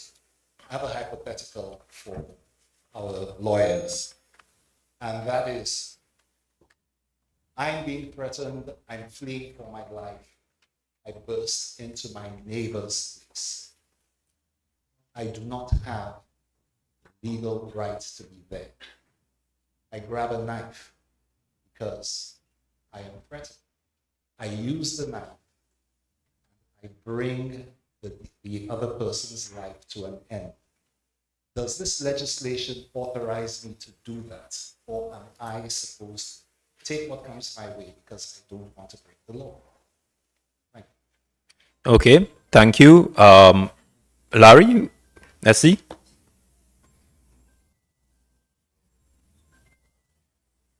Well, I would answer it I'll answer the question this way. In order to rely on the defense, you will have to satisfy a court that you had a right to be at your neighbor's premises at the particular time. Whether you are able to establish that will depend upon a lot of facts and circumstances existing at the particular time, including whether your neighbor like you or not. Okay, does anyone else have a perspective as well? Farai? I think there's something in the act where it allows a third party. I start to call it a good Samaritan clause. So a third party could defend an occupant. So as senior counsel quite rightly said, it really depends on your relationship with your neighbor, because your neighbor will be the defined occupant. You would be a third party in your neighbor's property. If that person has a knife and obviously is threatening not just you but also your neighbor, then you could probably fall within that good Samaritan clause. But it depends on your neighbor. Okay, thanks. Yes, sir. So what happens if my neighbor is not home when I burst into his place for shelter? We need to get a criminal lawyer. Well, so if I could put it this way, where my mind goes is, again, outside of this legislation, if it is you walking along Frederick Street and you feel threatened and you retreat, which is what you've described a retreat, and your back is now against the wall and you have a knife and you use the knife in self-defense, and that self-defense is proximate, then you have a good defense. You have a good defense in law. You've defended yourself. That you've already retreated in any event.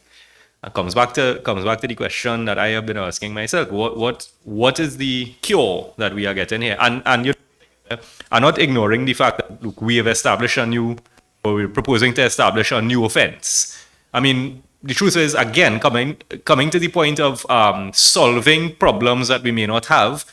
I am not aware that anybody has broken into another person's home and the police have said, I can't find any law under which to charge you, right? So in as much as we are creating new legislation, and this is a little bit, stopping a little bit short in saying, well, we're doing nothing more than codifying the common law. Yes, we've created a new offense, and that's all well and good. And yes, we've codified certain things that the common law may not. But again, my mind is, what is the problem we are curing with this legislation? Okay, thank you, Sanjeev. Ma'am? Hello, Shonda O'Neill, pronouns they, them. See, I'm a concerned citizen. I guess this is kind of addressed to the psychologists a little bit. They touched on it with hypervigilance, but I'm representing, I guess I can say, the queer community. So we live in a conservative society. So how, well, technically, it sounds like this can be used in like a gay panic situation where something happens and maybe I'm just speaking from what I understand. If masculinity is threatened, sometimes escalate a little bit, and that could result in a little bit of just violence. Just trying to keep, what I'm trying to say. So how do we codify this whole standard defense in a conservative society where people have gay panic? Thank you. Sule, would you care to take that question?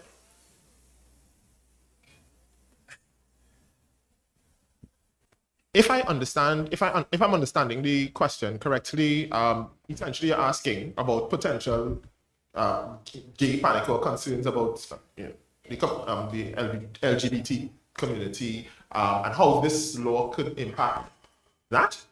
Yeah. All right. What my concern is, take it back a bit. My concern is, I will tie it back to the concern about the cognitive dissonance that I spoke about, right? That break from the expectation versus reality. And one of the things I would advise that we look out for is potential vigilante groups or vigilantism. And when those things happen, like vigilante groups tend to target specific communities and groups. Yeah, and so it is possible. I'm not saying that it isn't at all. It is possible that that group, a group of persons, especially in as you put it, a conservative society or conservative space, can become a targeted group for vigilante groups. Yeah. Especially in a space where now we're having a conversation about this much being illegal, losing jobs. I'm thinking it's affecting that community as well. How then do we protect the vulnerable from potential vigilantes? That's a conversation that we need to have. That's definitely a conversation we need to have. Okay, thank you, Sule. Ma'am? Oh.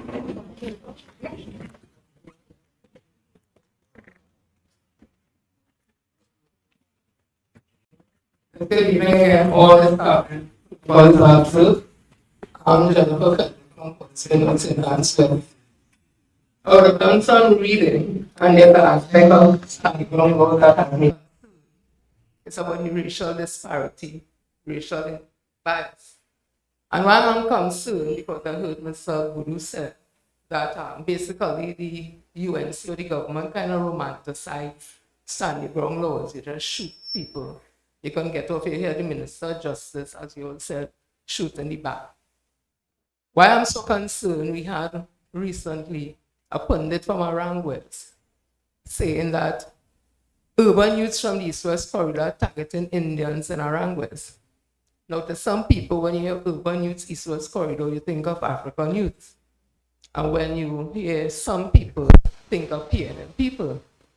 So I'm saying, if we are hypervigilant, as the psychologist said, and an African youth goes into the Arangwells community based on the hyperactivity and what the pundit would have said, because pundit is a respected person in the community, would we be in a position where we could get shoot down easily? Our sons, our daughters get shoot down based on the fact that that pundit would have said that urban youth from the East-West corridor targeting. So under hypervigilance, under the fact that people are hyper thinking that you can shoot somebody down just like that, are we to be concerned in certain communities about the safety of persons of Africans? That really is my deepest concern. Thank you. Farai? Yes, Ms. Frederick. It's a legitimate concern. It's a legitimate concern, and certainly being a responsible party that the People's National Movement is, this education drive is important. You know, when rhetoric is being said on the political platform, it is important that you have a responsible opposition. And I'll take the time to commend our opposition leader for having this discourse. So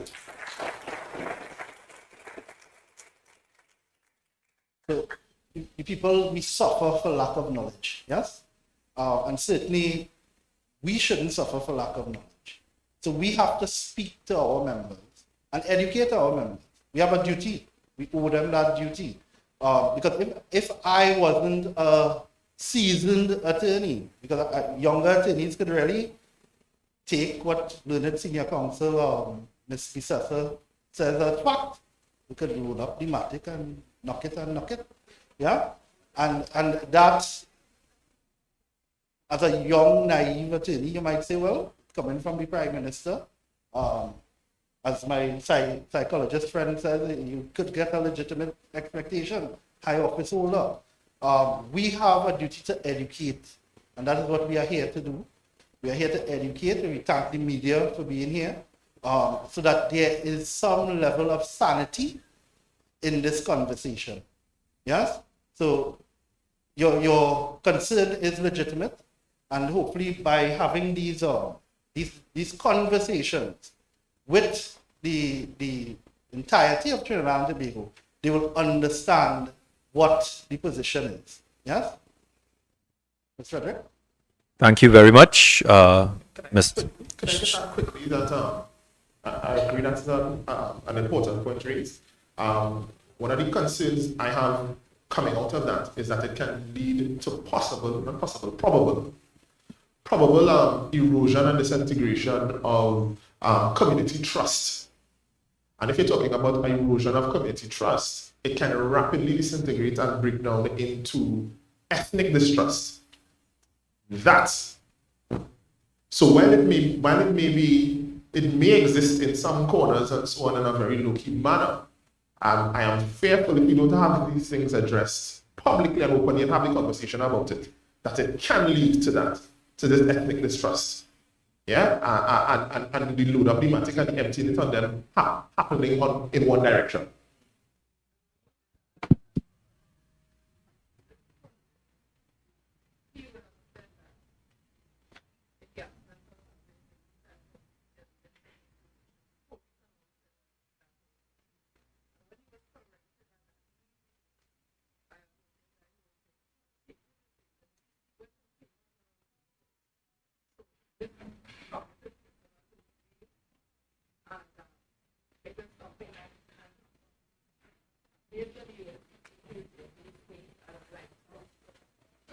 Okay, thank you. I just want to add to the discussion without attempting to get too controversial. And that is that the legislation is being proposed by a government where the leader of that government recently said, when we had the vessel being blown up on the high seas, contrary to all established principles of international law, kill them all violently, right? And when you look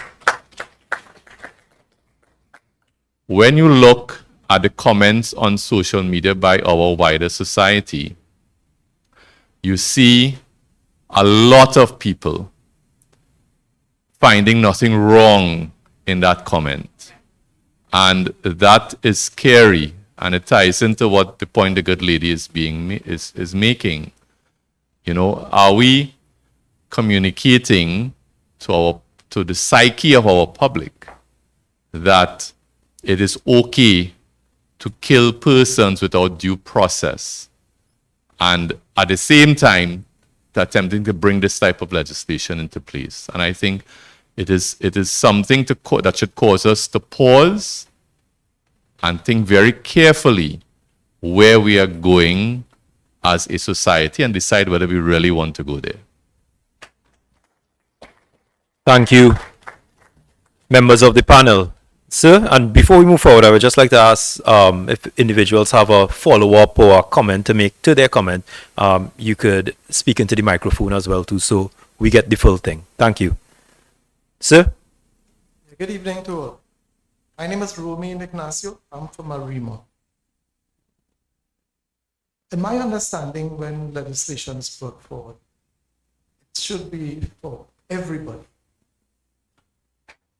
This piece of legislation, I have a concern that from all the rhetorics with empty thematic and so on, it seems as though the legislation is to protect people who have firearms. What about those who do not have firearms? I know a member of the panel mentioned that legislation should have been brought forward that everybody have the opportunity to access. I heard the police say everyone could apply, but we know what the law says. The Commissioner of Police has the authority to approve. I suggest that if that law is to be passed, the authority that the Commissioner has should be removed, and he should have the authority to deny from a criterion that would be set for a person everybody could access, and not only who is approved. That is my comment. Thank you very much. And Sanjeev, may I ask you to comment on that? Thank you. So, the thing is, sir, I believe that we're coming right back to the core issue of messaging. You see, you said that your takeaway from this legislation is that it benefits those who have firearms. And I suspect, and I'm subject to your correction, so you have concluded that because of the messaging that surrounds the proposal of this bill, because of the narrative that was portrayed both on political platforms and in the media, right? But the thing about the legislation is it isn't specifically, in fact, I don't even think it makes very much mention of the word firearm at all. It allows certain defenses to arise, a codification of the common law, so that if you were to arm yourself with a cutlass or not arm yourself at all and defend yourself, the legislation seems to cover that. And that's why I keep saying that my difficulty really isn't with the legislation or with the instruction of the bill. It is the messaging that comes with it or has continuously to come with it. And on the general topic, I would like to point out that, you know, we as a people, any country, you depend on leaders to lead and to lead responsibly. And we trust our leaders to balance the scales, as it were, in the country, in any country. And so there cannot be a denial that crime is a serious situation that concerns each and every one of us, and we need to be concerned, and we need to do everything in our power to arrest that situation. But at the same time, is the way this legislation has been pandered achieving that result? Is this bringing a true balance? And as I've said before, I cannot as yet find the problem that this bill fixes. But the narrative that comes along with the bill says that we are fixing altogether, almost, the issue of home invasions. And I'm not so convinced. Thank you, Sanjeev. Ma'am? Good afternoon. All protocols observed. My name is Alana Morton from Port of Spain, North St. Francis. About 2.5 years ago, I experienced a home invasion. It was 2:15 in the afternoon, hot sun, Saturday. 5 of us were at home. 2 of us were inside, 1 was upstairs, and 2 other people were outside in the backyard. The terrorists did not quite know how many people were actually home. So while they pinned my father and myself down at gunpoint, 3 came inside, 1 was outside as a driver, so there was 4. 2 went upstairs to search my house and encountered my brother upstairs and beat him. My father and I were at gunpoint and were searched and robbed, and my mother and my other brother in the backyard and did not know what was happening. And all I could do was pray that nobody came inside unexpectedly. Unfortunately, my other brother came inside, met the gunman, got shot. Now, I say all of that to say that I don't support that law because there was no way that I, even if I had a firearm, would have been able to defend myself. I couldn't pull my cutlass, couldn't pull my kitchen knife, nothing, because of how we were pinned down. And still someone got shot, right? The police, we can't even get them to do regular patrols in the area and there were other home invasions. A man got kidnapped 2 streets away and we don't get regular patrols. So for me, the law doesn't work unless the police enforce it, and the police not enforcing anything. They're not catching anybody. 2.5 years later, our terrorists still out there, as far as I know. There's no case. So this makes no sense to me. The other thing is, I noticed that the law has a fine. When they paying that fine, and to who? Because those of us that are injured or killed or maimed, because my brother's arm is still not healed 2 years later, right? We have no compensation from anybody, be it the state or the criminal. So that fine makes absolutely no sense to me, right? And with the law, as you all have pointed out, the law is contradictory in how it has been applied. Like, they're trying to just pull Florida law here. Now, as brought up by Ms. Jennifer here, with our racist use, I can't support a proliferation of firearms in the society. You all talk about road rage. That happened already. A few years ago, somebody jumped on the car and forced out the traffic light and shot somebody that gave them a bad drive. That has happened, right? So we're not even questioning that if it could, because it has happened. So I can't agree with that either. And studies everywhere show a proliferation of guns is bad. It does not end well. And we've seen it every day in the news, so I don't understand. other than that, if you are not the homeowner but you live in the house, how does the law affect you if you defend the household? I'm not the registered household owner. So what would happen if I give him a tree line and slice up the man I'd with it? I'd be still waiting for bail. And to Mr. Voodoo, the reason for the law is to satisfy a populist imperative. That's the only thing I could see. It is populism that these people are practicing, and we are creeping to fascism. So that is what that is. And I would actually, we talk about cognitive dissonance, but that point that there's a point where cognitive dissonance becomes purpose. So I don't think it's just dissonance anymore. I think there is a purpose to, even in the light of being corrected, to continuing to promote and push a certain rhetoric and narrative in order to get a certain result. And I am not one to take handle as seeing it. I don't know who else not seeing it, but I am seeing it. So we are in dangerous territory. We are in a slippery slope, and I don't know who's going to save us. Okay. Thank you. Thank you, ma'am. Panel, we have a couple questions and a couple comments. I don't know who would like to begin by responding to any.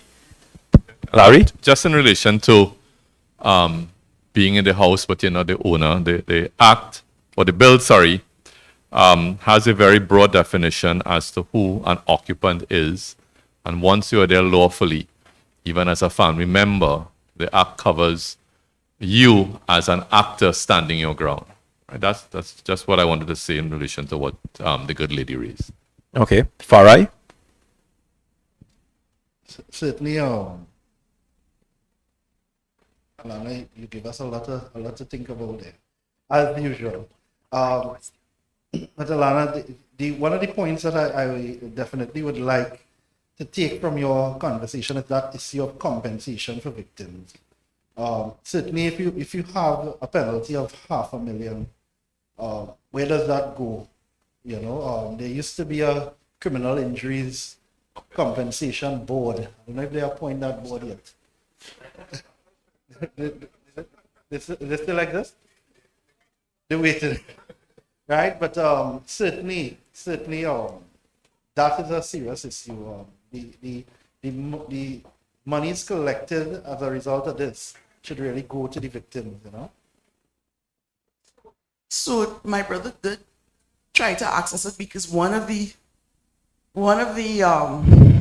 outcomes, as I said, is that he's not healed. And while his doctors are of different minds about what to do to solve the issue with his arm, one of the things would have been to travel abroad to get the surgery. That is 50,000 US. We have a forex problem. And on top of having a forex problem, I don't have 50,000 US. My mother doesn't have 50,000 US. I would have to do a crowdfunding something. Or crime. And I don't have the stomach for crime. Because I don't like jail. But he did attempt to apply to the injury, criminal injury, whatever. Yeah. But that's still with no resolution because everything in this place moves slower than a giant African seal. Yeah. Okay, thank you. So definitely, if really the government is serious about this, that is a clause that should be added. A compensation for victims of home invasion. Yeah. Okay. Sule? Yeah. Alan, I want to start by saying I felt traumatized by hearing your story, right? That sounds like a very traumatic experience to have for anybody to have. And as much as I can, I empathize with that situation. I'm really sorry that you and your family had to go through that. I can't say that the legislation says it, but the energy and the wording that has been shared with us openly encourages, which is the thought patterns that I'm having some concerns with, encourages us to believe, or rather me to believe, that the government has kind of thrown their hands up at how to deal with crime and thrown the responsibility for policing your own space back on the resident, you, the person. So now you are now responsible for policing, I guess, your own home. What happens when you all gather in groups and decide to police your own community? And so that is where my concern comes from, the potential for vigilantism, right? With persons now believing that you can't get onto police. They never have a vehicle. They're not patrolling your area. There are concerns and issues and so on and so on and so on and so on, right? That is a legitimate concern and legitimate fear, which could also lead to some concerns that I also have about a false sense of security. Because persons having a firearm don't mean you're secure, as you pointed out in your instance. Even if you had a firearm in that situation, you would not have been able to use it. They might have stolen it, actually. Right? Correct. So they searched your home and they might have taken your firearm. So there may be this false sense of security that is developed across the minds of the populace. And everybody may feel, you have a firearm, you did some training and so on, and I guess you're a gondolero. So you can protect, you can protect your home and the community. That may not end very well. That's a significant concern to consider. Thank you, Sule. Sanjeev? I'll try to be as quick as I can, but it has arisen out of Alana's contribution as well. And I would like to refer to a study here. It's a 2022 study, and I'll try to be as succinct as I can. It reads, the 2022 study estimates that expanded legal protection for individuals who use deadly violence in self-defense result in an additional 700 homicides each year. An increase in monthly homicide rates of 11% nationally, but up to 28% in some states. And this is a study that was conducted in the US and published in the Journal of American Medical Association. And it goes on to say, according to the 2022 study, the enactment of stand your ground laws led to an overall increase in homicide and firearm homicide across the US. While impacts vary from state to state, no state saw reductions in homicide following the introduction of stand your ground laws. And southern states, including Alabama, Florida, Georgia, and Louisiana, saw particularly large increases. According to the research team which conducted the 2022 study, the accumulation of evidence suggests that the expansion of self-defense laws in public places may escalate violence and result in unnecessary loss of life. According to this 2022 study, supporters, that is pro-firearm supporters, argue that introducing stand your ground laws will improve public safety by deterring criminals. But the research team's findings indicate the opposite. Now let me shock you even more. This that I just read from is paragraph 4.8, 4.81, 4.82, and 4.83 of a document published and found on the Office of the Attorney General's website, and it's entitled Protection Against Home Invasion in Trinidad and Tobago, an Examination of Stand Your Ground and Other Self-Defense Laws, the Law Reform Commission of Trinidad and Tobago, July 2025. This is the document here. I pulled this off of the AG's website. It is on the front page of the AG's website. You can go and look at it. The other thing I would say is, well, in terms of removing things, right? Let me just say, I was going to close with this, but I'll start with it. No statistics available on TTPS website for 2025 as at the 17th of September 2025. That means up until the 17th of September 2025, the TTPS website no longer has statistics published. And I think I know why. You see, on robberies, between 2015 and 2024, there was an 18% decrease overall in robberies. And lastly, dwelling house. Between 2015 and 2024, there was a 53% reduction. Those are statistics from TTPS website. Maybe we know why they no longer have statistics being published. Now, what concerns me as it relates particularly to Alana's contribution, though, is while we have had an increasing rate from 2019 to 2024 of detection, the detection rate has been increasing. It is increasing, in my respectful view, at a far too small increment, and generally speaking, remains at a far too low of a rate, which in 2024 was 21% in respect of robberies, and only 12% in respect of larceny dwelling house. So those are the concerning facts. But overall, we have seen reductions, 18%, 53%. Thank you for that insightful information, Sanjeev, as well too. I see His Worship, the Mayor of Port of Spain. Mayor? Thank you very much, and please permit me to stand on the protocols that are already established. Correct. I too am concerned that the branding around this policy position by the government is around stand your ground.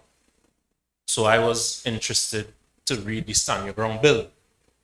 But what I ended up having to read was the home invasion bill. And those are two very different things. And I think that the difference between those two things would be mixed up in the mind of the population. The question that I have for you is, we have several people in this country who they have a property and they live upstairs, but they have the business downstairs. So does the home invasion bill only extend the upstairs of your home, place where you live, or does it also extend to the downstairs where you might have a shop or you might have some kind of business running, a hardware or whatever it is? And if you've closed your business at the end of the day and you're inside the downstairs, but the place closed and somebody breaks in, do you have to then, you have a duty to retreat? And you have to retreat to upstairs before you can stand your ground. That is the question I have. And one of my colleagues, as they saw me get up, they text me a question to ask, if you live on a property where there are several apartment buildings and you might be paying a fee and all of you own this condominium or this complex together, in the yard, all that yard, is that where you could stand your ground as well, if you're living in a big compound, a big property with multiple apartments? So those are my questions. Thank you so much. Thank you. Sanjeev? Thank you very much, Your Worship. So, Your Worship, under Section 4 of the bill, there are two definitions, very wide, as Senior just pointed out, right?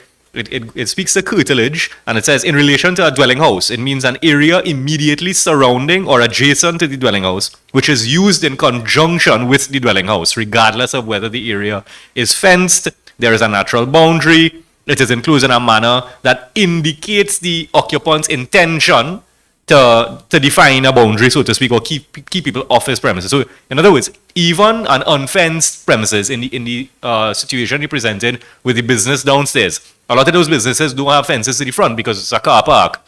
Even in that circumstance, the definition of curtilage is covered here, but it says it does not include any other part of that area that is a public place. Now, that's the but for in it, right? So that insofar as the business is open and running and open to the public, you may run into a problem. It may not during working hours then, or business hours. It may not be covered by the definition of curtilage because it now becomes a public place once you're open, and therefore you have invitees just by the fact of being open, although not express invitees.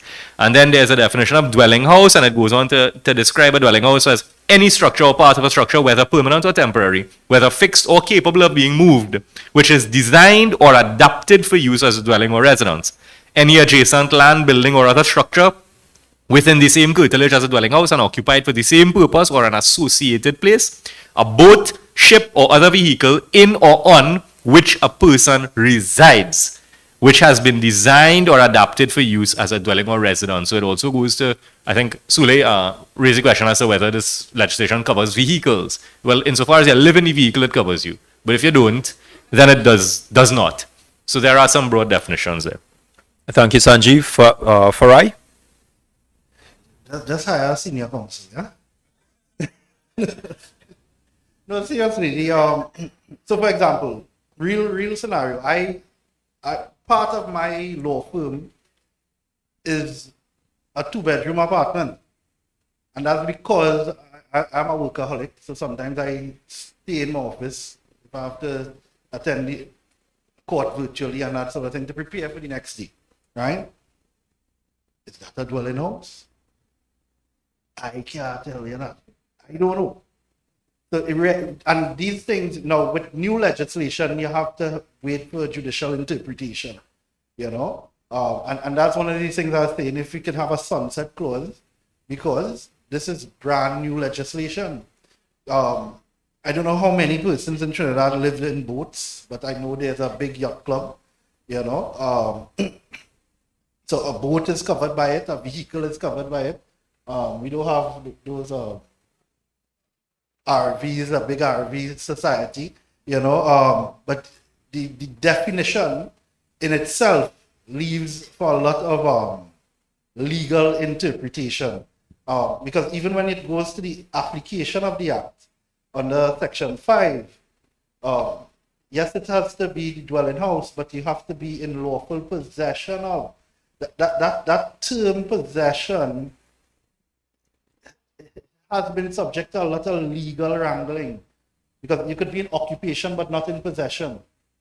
You know, you could be a visitor, you could be a lawful visitor to a property, and you get some sort of rights, but they have used the term here, you have to be in lawful possession of the dwelling house. How do we interpret that? You know, so certainly, and interpret it in a context where this is criminal legislation, you know, because words in law have different meanings depending on the court you're in. So I might be in a constitutional court or in a civil court and talking about property and possession and adverse possession, and the next person saying it's occupation as opposed to possession, and who in exclusive possession and that sort of thing. And then you go into the criminal arena, and the word possession has a whole different meaning from possession in the other court. But the constitutional court is our highest court.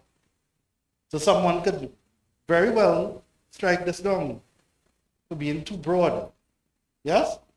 Challenge it under the Constitution. So there's a lot of room for interpretation and misinterpretation, because the definitions are not very clear.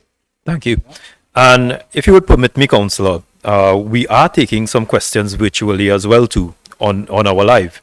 And there's a question that came from Denrick that I want to add and maybe put it towards you, Senior Counsel. And it's connected. The law says a man's home is his castle. But where does property end? We have renters, squatters, family disputes, border disputes. How do I know where my property begins and ends in situations like that? Yeah, in order to get coverage under the Act, one would have to fall under the definition of occupant in Section 4. And the definition of occupant is very wide to cover owner, occupier, tenants, persons having management control, or anybody having a right at any particular time to be on the property. Right? I invite him to look at the definition of occupant in Section 4 of the bill. Okay, yeah? Thank you. Councillor? Alderman, sorry. My apologies.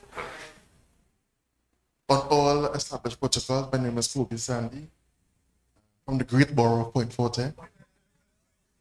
And I came here to raise some concerns, particularly for Point Forte, because, of course, you know that our MP is now on the UNC side.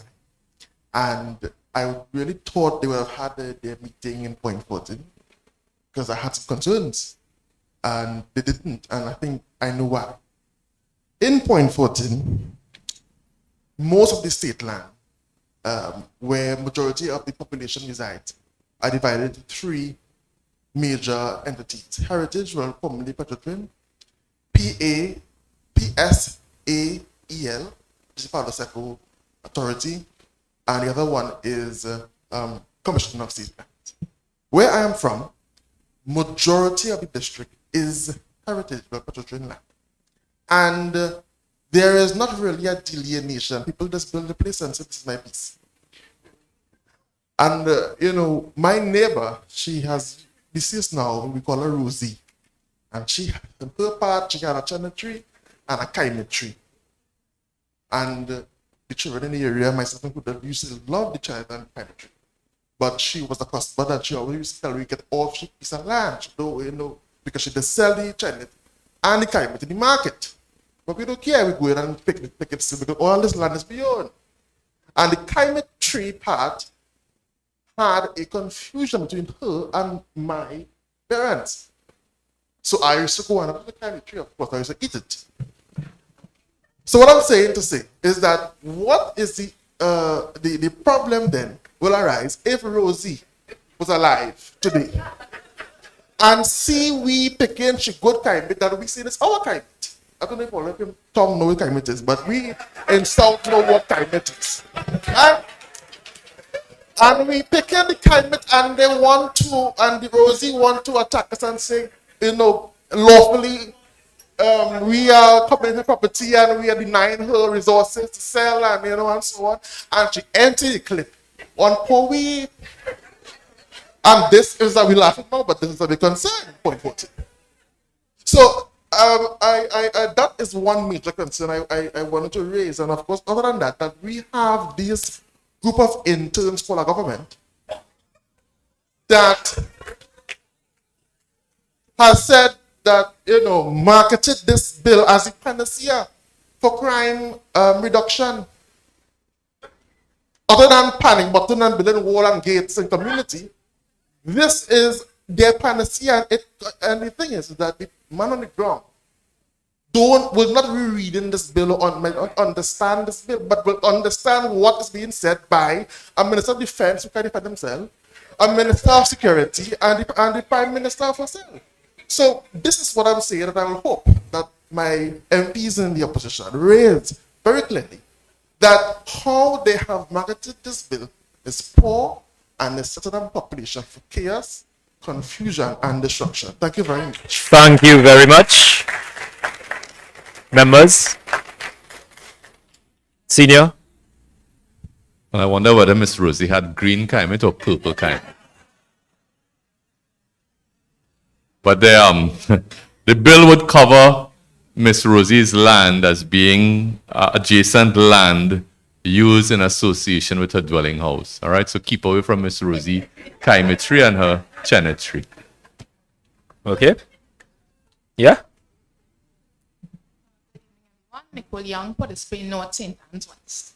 I'm asking this question because of the rumblings I've been hearing in my district of Belmont. Okay, so I am aware, I understand the concept of somebody coming into your home, a home invasion, and you take your cutlass, you chop them. I get that. But what about setting booby traps? And I think that is something that maybe our legal minds could explain, because I understand, you know, it's not that you were being chased, you're not running away and trying, or self-defense, you set your booby trap. Please give me some guidance on that. So I will start by saying that I have not seen that the bill discusses traps, but the Offences Against the People Act, which is an existing legislation for, decades, that discusses setting up, I think it's worded with the term spring traps, and there's another type of trap described there. And the legislation does contemplate in securing your home if you set a trap, whether it amounts to a defense, and it has to be done in a particular way, and there are parameters and all of that, and generally speaking, reasonableness and the I forget the word. What is it? Not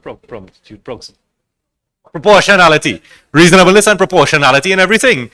Right? There's a general test in law called the reasonability test. If your actions are reasonable and commensurate with the risk or the threat, what is the imminence of the threat, all of that. And in securing your premises, if you secured it in such a way that it causes a foreseeable and unreasonable threat to a wandering child, for example, you may very well find yourself in trouble. But to answer you directly in respect of this bill, I haven't seen that the bill addresses the setting of traps. But you may very well find that you are covered under other existing legislation. Thank you. Yeah, Farai? I would strongly advise against setting the trap.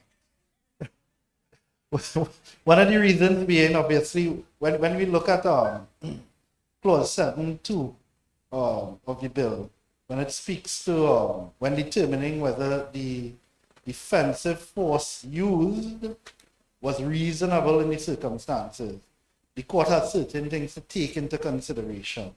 And one of those things that they have to take into consideration is whether any party to the incident is a person with a mental disability under the Mental Health Act, and as I said before, Alzheimer's and dementia falls squarely under the Mental Health Act. So, and that's a live situation. I believe in Tobago recently, an elderly man, he just did not know which house.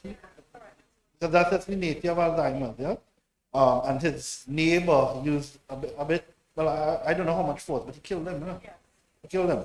So if it is that you're planning in advance with your booby traps, and your booby traps is lethal, you might kill someone who's innocent, completely innocent, come onto your property by inadvertence, and then you will obviously be faced with some sort of, what level of manslaughter that is. But yeah, so, Councillor, don't do it. Thank you. Thank you, Farai. So just before you go, I just want to field another question virtually as well to her. This is coming from Kevin.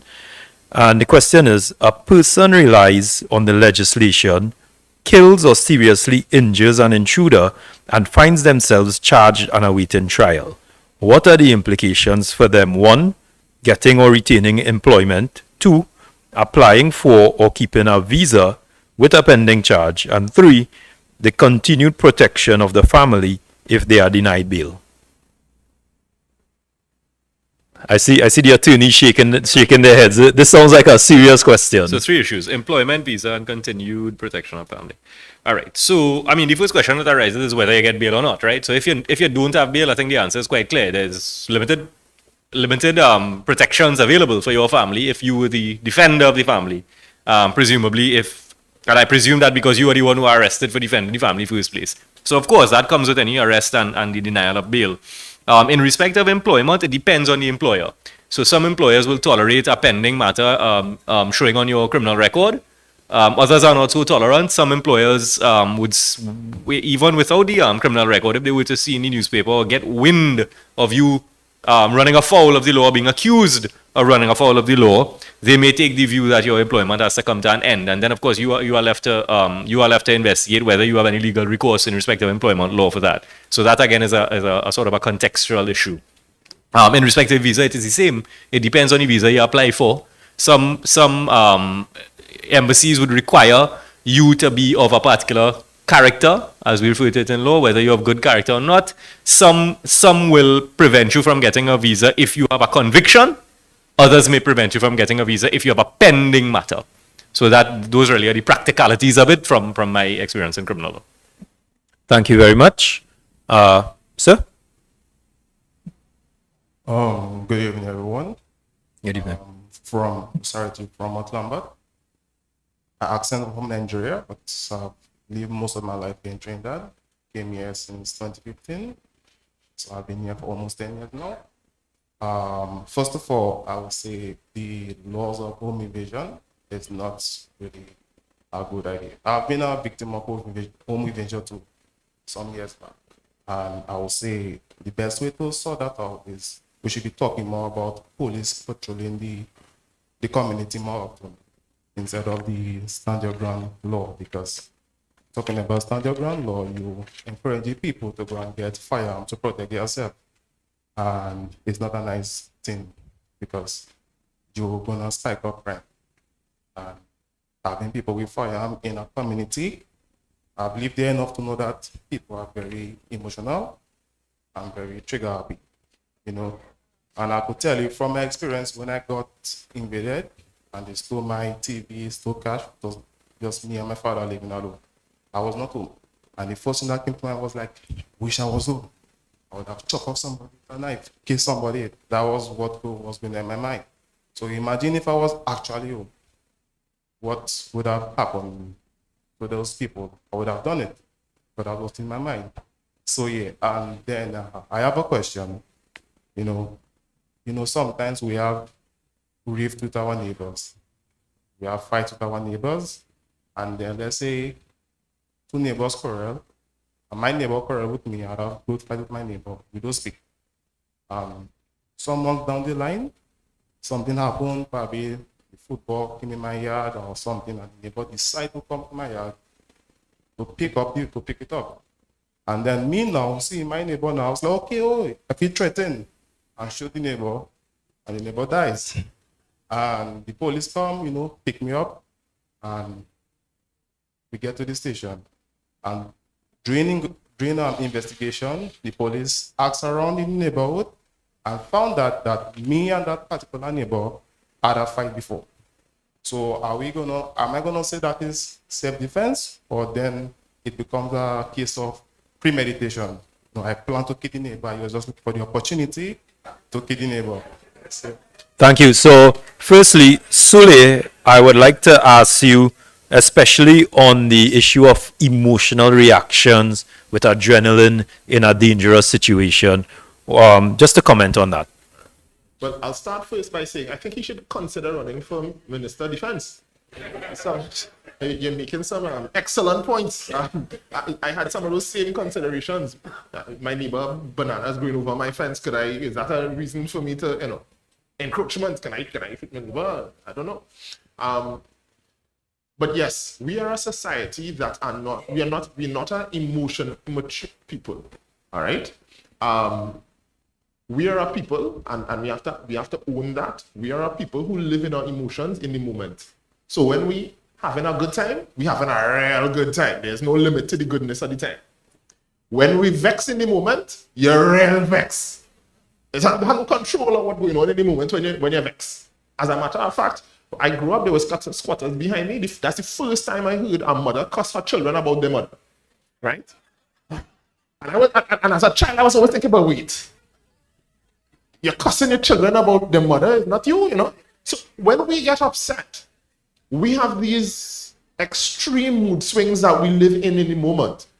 And so as a people who are not emotionally, I'm not saying everybody, but on large, culturally, we're not emotionally mature.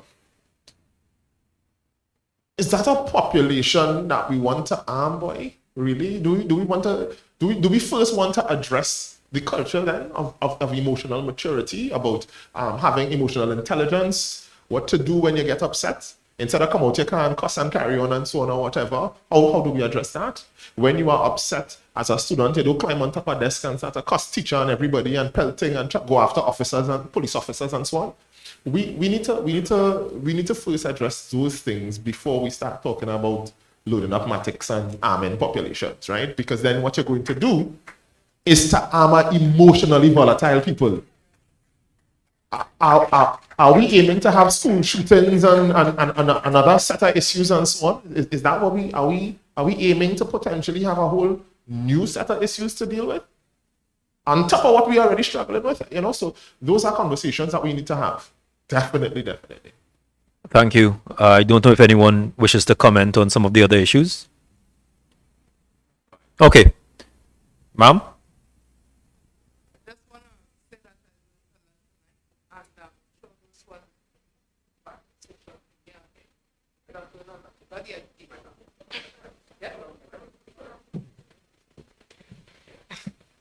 Yes. So I'm saying with this education that we have gotten, what do we do with it? Because the government has the numbers. We saw with the grandparents' bill. Although the PNM objected to two other floors they put in that had nothing to do with the original bill, I think it is passed, right?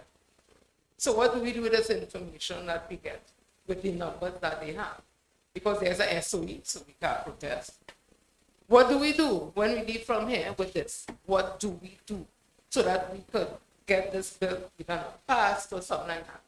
Because then we are kind of powerless in this situation. We get all this information, and then at the end of the day, the bill is passed because the government has the numbers. So what do we do? You end up in a situation where we live in fit, according to the psychologists. We're looking up our shoulders. We don't know how to de-escalate situation, but we stand your ground. No obligation to retreat. Your perception, if you feel that you are threatened, you have the right to shoot. That is what they tell us. There's no obligation to anything. So are we going to be living in a gun town where we feel threatened as a people of a certain ethnic group? The lady spoke about a group that has a different sexual orientation. Or what do we do I feel kind of scared and powerless because what am I going to do with this information? But when the government could basically pass this as is, what recourse do we have if this is passed the way it is? I don't know if you're good. Okay. Thank you, ma'am. Well, as Viash pointed out at the beginning, I mean, this is the first in a series of public consultations that will take place throughout the country. The thing about it, ma'am, is that the bill is presented as one that will require a constitutional majority in order for it to be, a special majority in order for it to be passed. It means that the government will require the support of the independent senators in the Senate.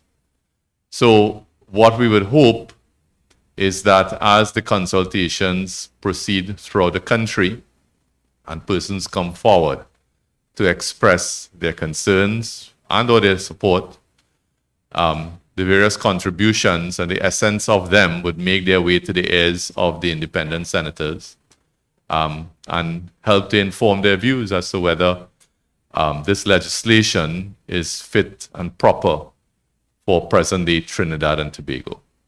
All right, so it's not a foregone conclusion, and we're not operating in futility at this present point in time. Thank you, Senior Counsel. Just further, I wanted to say that I think education also will be key, educating the populace, right? As somebody pointed out previously, Ms. Morton, I believe, pointed out previously, there's an overwhelming belief that this legislation came out of need for populace legislation, right? Because persons may believe this is what the population wants to hear. Load up the matic and empower yourself and, empty the clip on whoever comes into your space and so on and that sort of thing. But if with constant education of the population, I believe the population can find a voice through edification. And an educated population can make noise. And if they make enough noise, I don't want to speak to the government, but this current government has shown to sway to popular decisions, right? Some popular decisions. So if the population makes enough noise based on education, I feel as though the population might be able to sway the government in that regard. Thank you, Sulesh. Sanjeev? Just to add two quick things. One, in respect of any legislation, whether new or existing, archaic, the court is always there to provide relief if legislation either becomes contrary to cultural orientation of society, if it becomes unjust. I'm talking about legislation that exists. And the same applies to new legislation. If it were that legislation, any legislation, I'm not saying necessarily this, but any legislation that were to come into law and be proclaimed, if it is found to be contravening generally society's interest, whether unconstitutional or not, the court can stand in the way of that, stand between the parliament and the people, as it were. But the other thing, ma'am, I would say is that we have an individual and collective duty to act responsibly under all circumstances, so that whether this legislation is carried or not, that duty remains upon us. It is incumbent on us, those who are in support of this bill and those who may be against it or may be against it in its current form and therefore wish to see it in a different way. We all still have that duty to one another. As I said, an individual and collective duty to act very responsibly under all of the circumstances, because it is in our best interest to ensure the longevity and the continued progress of this country. And in so doing, I would urge all of us in this country, in acting responsibly, there will come a time when we must vote responsibly, ma'am. Thank you, Sanjeev. And ladies and gentlemen, this is certainly a very informative session, but of course, we are working with a time limit. So I see 3 people in line there, so we will take those 3 questions and we will look to conclude. Ma'am? Standing on the protocols established. My name is Aria Laidabati. I am from the constituency of Malabang-Hopsica. So I would have noted this evening that The change in this legislation to the common law is the degree of force is greater with the term grossly disproportionate, right? Does this legislation, or is this legislation a risk to self-defense or expanding self-defense in that way? We know self-defense has to be reasonably proportionate. In other criminal cases as battery and so on, would this legislation expand the use of self-defense?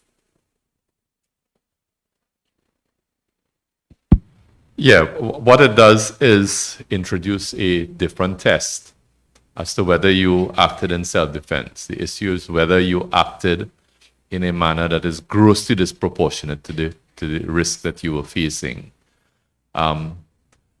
The problem, the concern is it is going to create a lot of doubt in the minds of the police as to whether people should be charged or not charged. Because how do you really determine what is grossly disproportionate, separate and apart from what a jury would decide? The danger is that you could have the police exercising that discretion to charge or not charge in deciding whether you acted in a way that is grossly disproportionate, in a way that is not proportionate. In other words, the man in West Moorings might have a lesser chance of getting charged than the man in Toko, right? Because the bias of the police is going to come into play in deciding whether they believe that what you did was grossly disproportionate or not. So that is the problem with the changing of that test. And the question is it really necessary to go there? All right, that is something that we would have to grapple with as we move along. Okay, thank you.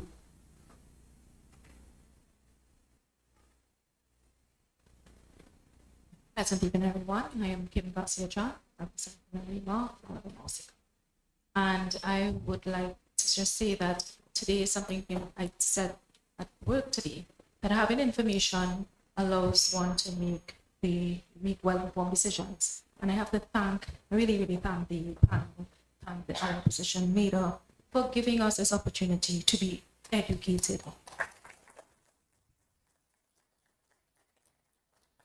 All right, and my planned ending will be my beginning in that someone asked, what do we do? What then?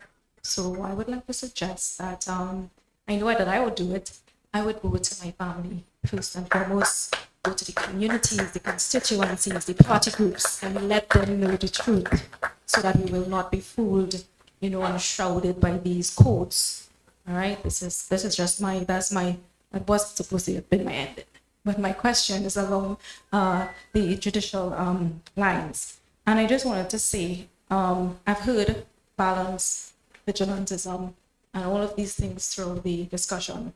And how do you see the balance being struck between individuals' right to defend themselves and the risk of these laws being misused to justify what is excessive or unlawful force? And to end up, again, in same context, do you think that the current judicial and policing systems are adequately prepared to interpret and enforce this balance fairly? And if so, depending on your response, what should be in place? So what consideration should be given? Thank you. Thank you very much.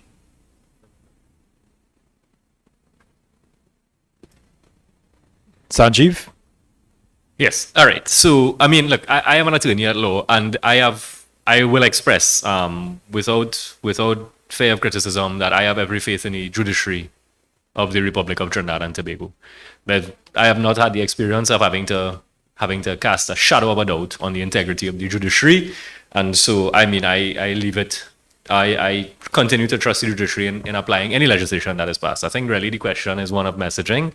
I did mention earlier that where legislation is in place or is enacted, new legislation, at any time where a citizen feels deprived of any rights, the court is there to stand in protection of that citizen, to hear their plight, to hear the arguments, and to make a decision. And we've seen it in the not too recent past. I wouldn't go into the particular legislation, but we've seen where legislation has been, long-standing legislation, has been struck down for being found to be unconstitutional after being in effect for decades. So that I will place my faith in the judiciary, and I have no difficulty there. Thank you. Sanjeev Farai. I don't practice in the criminal court, but just as everyone would know, I think the criminal justice system is a struggling justice system. The nature of this legislation, you'll have to educate the masters, you'll have to educate the magistrates, you'll have to educate the judges who have to interact with this legislation because it's new legislation to our jurisdiction. So it calls for a lot of judicial training.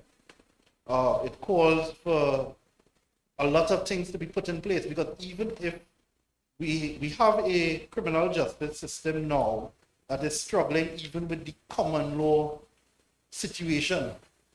So you add to the common law statutory situation, you're adding to the workload of the judicial officers. So that's something that has to be consulted on. The Chief Justice was consulted on this legislation because it will have an impact. We can't be naive about it. New legislation, new criminal legislation will have an impact in terms of the judges because they have a discretion to exercise, and the discretion is set out in the legislation. And certainly bright attorneys or half bright attorneys will challenge your discretion. So it brings more on the plate for the judicial officer. So I'm happy that the audience has been edified, and certainly I'm happy to be a part of this panel. And certainly I could only speak on my behalf, and I could probably speak on behalf of Sule because I've known him since 12. We went to high school together. But we will assist the party in terms of educating our members and educating the citizens of Trinidad and Tobago so that they understand that the legislation is not the propaganda being spoken. Yes? What you read in black and white is diametrically opposed to what you hear on the political platform. So certainly what you get at a PNM consultation is sober content. So I hope that collectively we would have added value to your evenings, because I know you could have been anywhere with your families this evening. But certainly take it back to your party groups. Take it back to your party groups. I'm seeing Eric in the crowd, a field officer of the movement. We need to take it back to the grassroots. Take it back to our members and let them spread it. Let the conversation spread. Because even if you can't protest through a state of emergency, you could still have a conversation. You could have your cottage meeting. We need to get back to the ground. And that's generally for the party, and we get back to the ground by having these consultations, listening to y'all, because y'all gave us more than we gave you. Just as how you are saying thank you, I'm saying thank you. Because I heard a lot, especially from Alana, an unfortunate situation, but she did suggest a situation there, put in a compensation clause. People shouldn't suffer twice. Yes? So, and that is what a consultation is about. It's more about listening. And when we listen, certainly the parliamentarians are here today. They will be well equipped in the debates in Parliament to persuade any independent senator to see it out. Huh? Thank you, Farai, and certainly a lot of valuable information. Can I say quickly, please? Sure, Sule. One of the things that I have noticed is we do the assessment for FULs, the psychological psychometric testing for the FULs. And there's been an increase in demand, persons wanting to come for psychometric testing for FULs, right? To get it up. But I didn't say that. But there's been an increase in demand of persons wanting the FUL. And one thing that I noted this week actually was that some of the previous assessments persons did, or letters that they would have received, they were told, they needed an update. And some of the previous work that they would have done to me would not have met what would have been best practice for the assessment.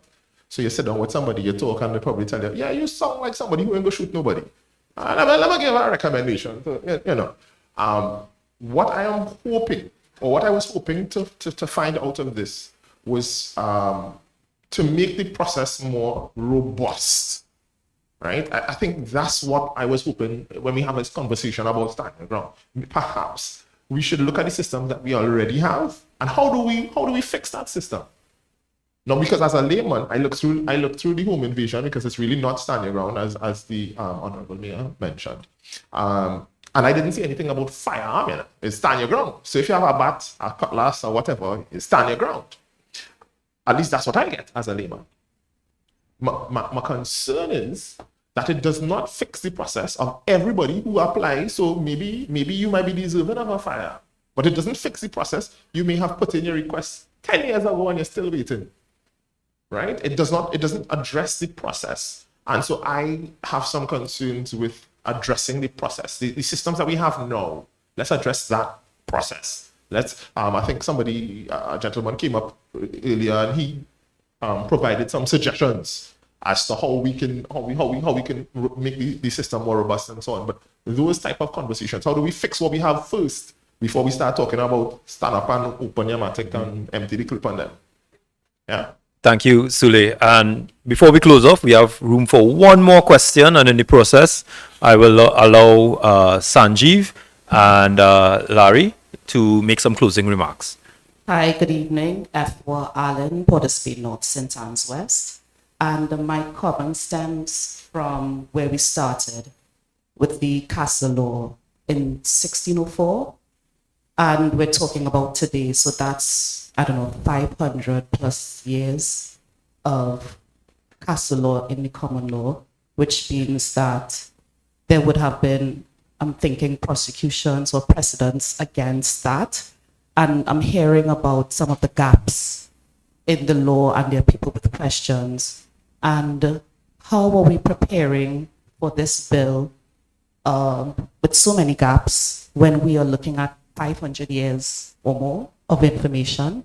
So what is the preparation that goes into including some of the comments and questions people had? And I'm sure, these are not future questions. They're not even today questions. They're yesterday's questions. So how was that taken into consideration, and how is it taken into consideration when we are designing these bills? Thank you very much. Larry? That's a very good question, and it goes to issues raised by Sanjeev and by others that, what is the problem that the legislation is seeking to fix in a way that the present law does not address? And that is something the government will have to address when the legislation is presented in the parliament, because certainly we are all entitled to know why is our parliamentary process, why is the time that it takes to pass this bill being used to pass something that provision is already made for.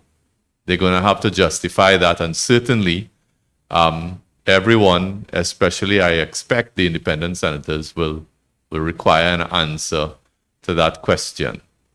A question came in on WhatsApp about constitutionality. At present, the bill is presented as requiring a 2/3 majority.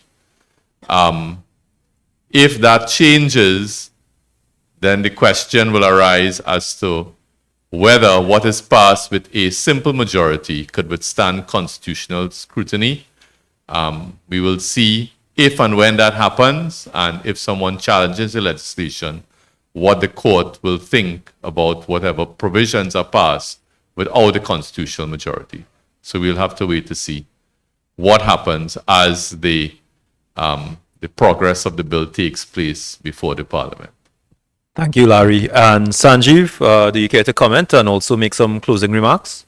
I would take the opportunity to make some closing remarks at this time. I mean, I share the sentiments of my fellow panelists, but more importantly, use the people that have taken the evening to come and spend with us, share your thoughts and ask questions, and more importantly, give suggestions and make comments. I'm sincerely grateful for this opportunity. I look forward to the other consultations that come up, whether I am a panelist or not.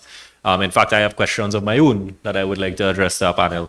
And so I hope I'm given the opportunity to sit in the audience.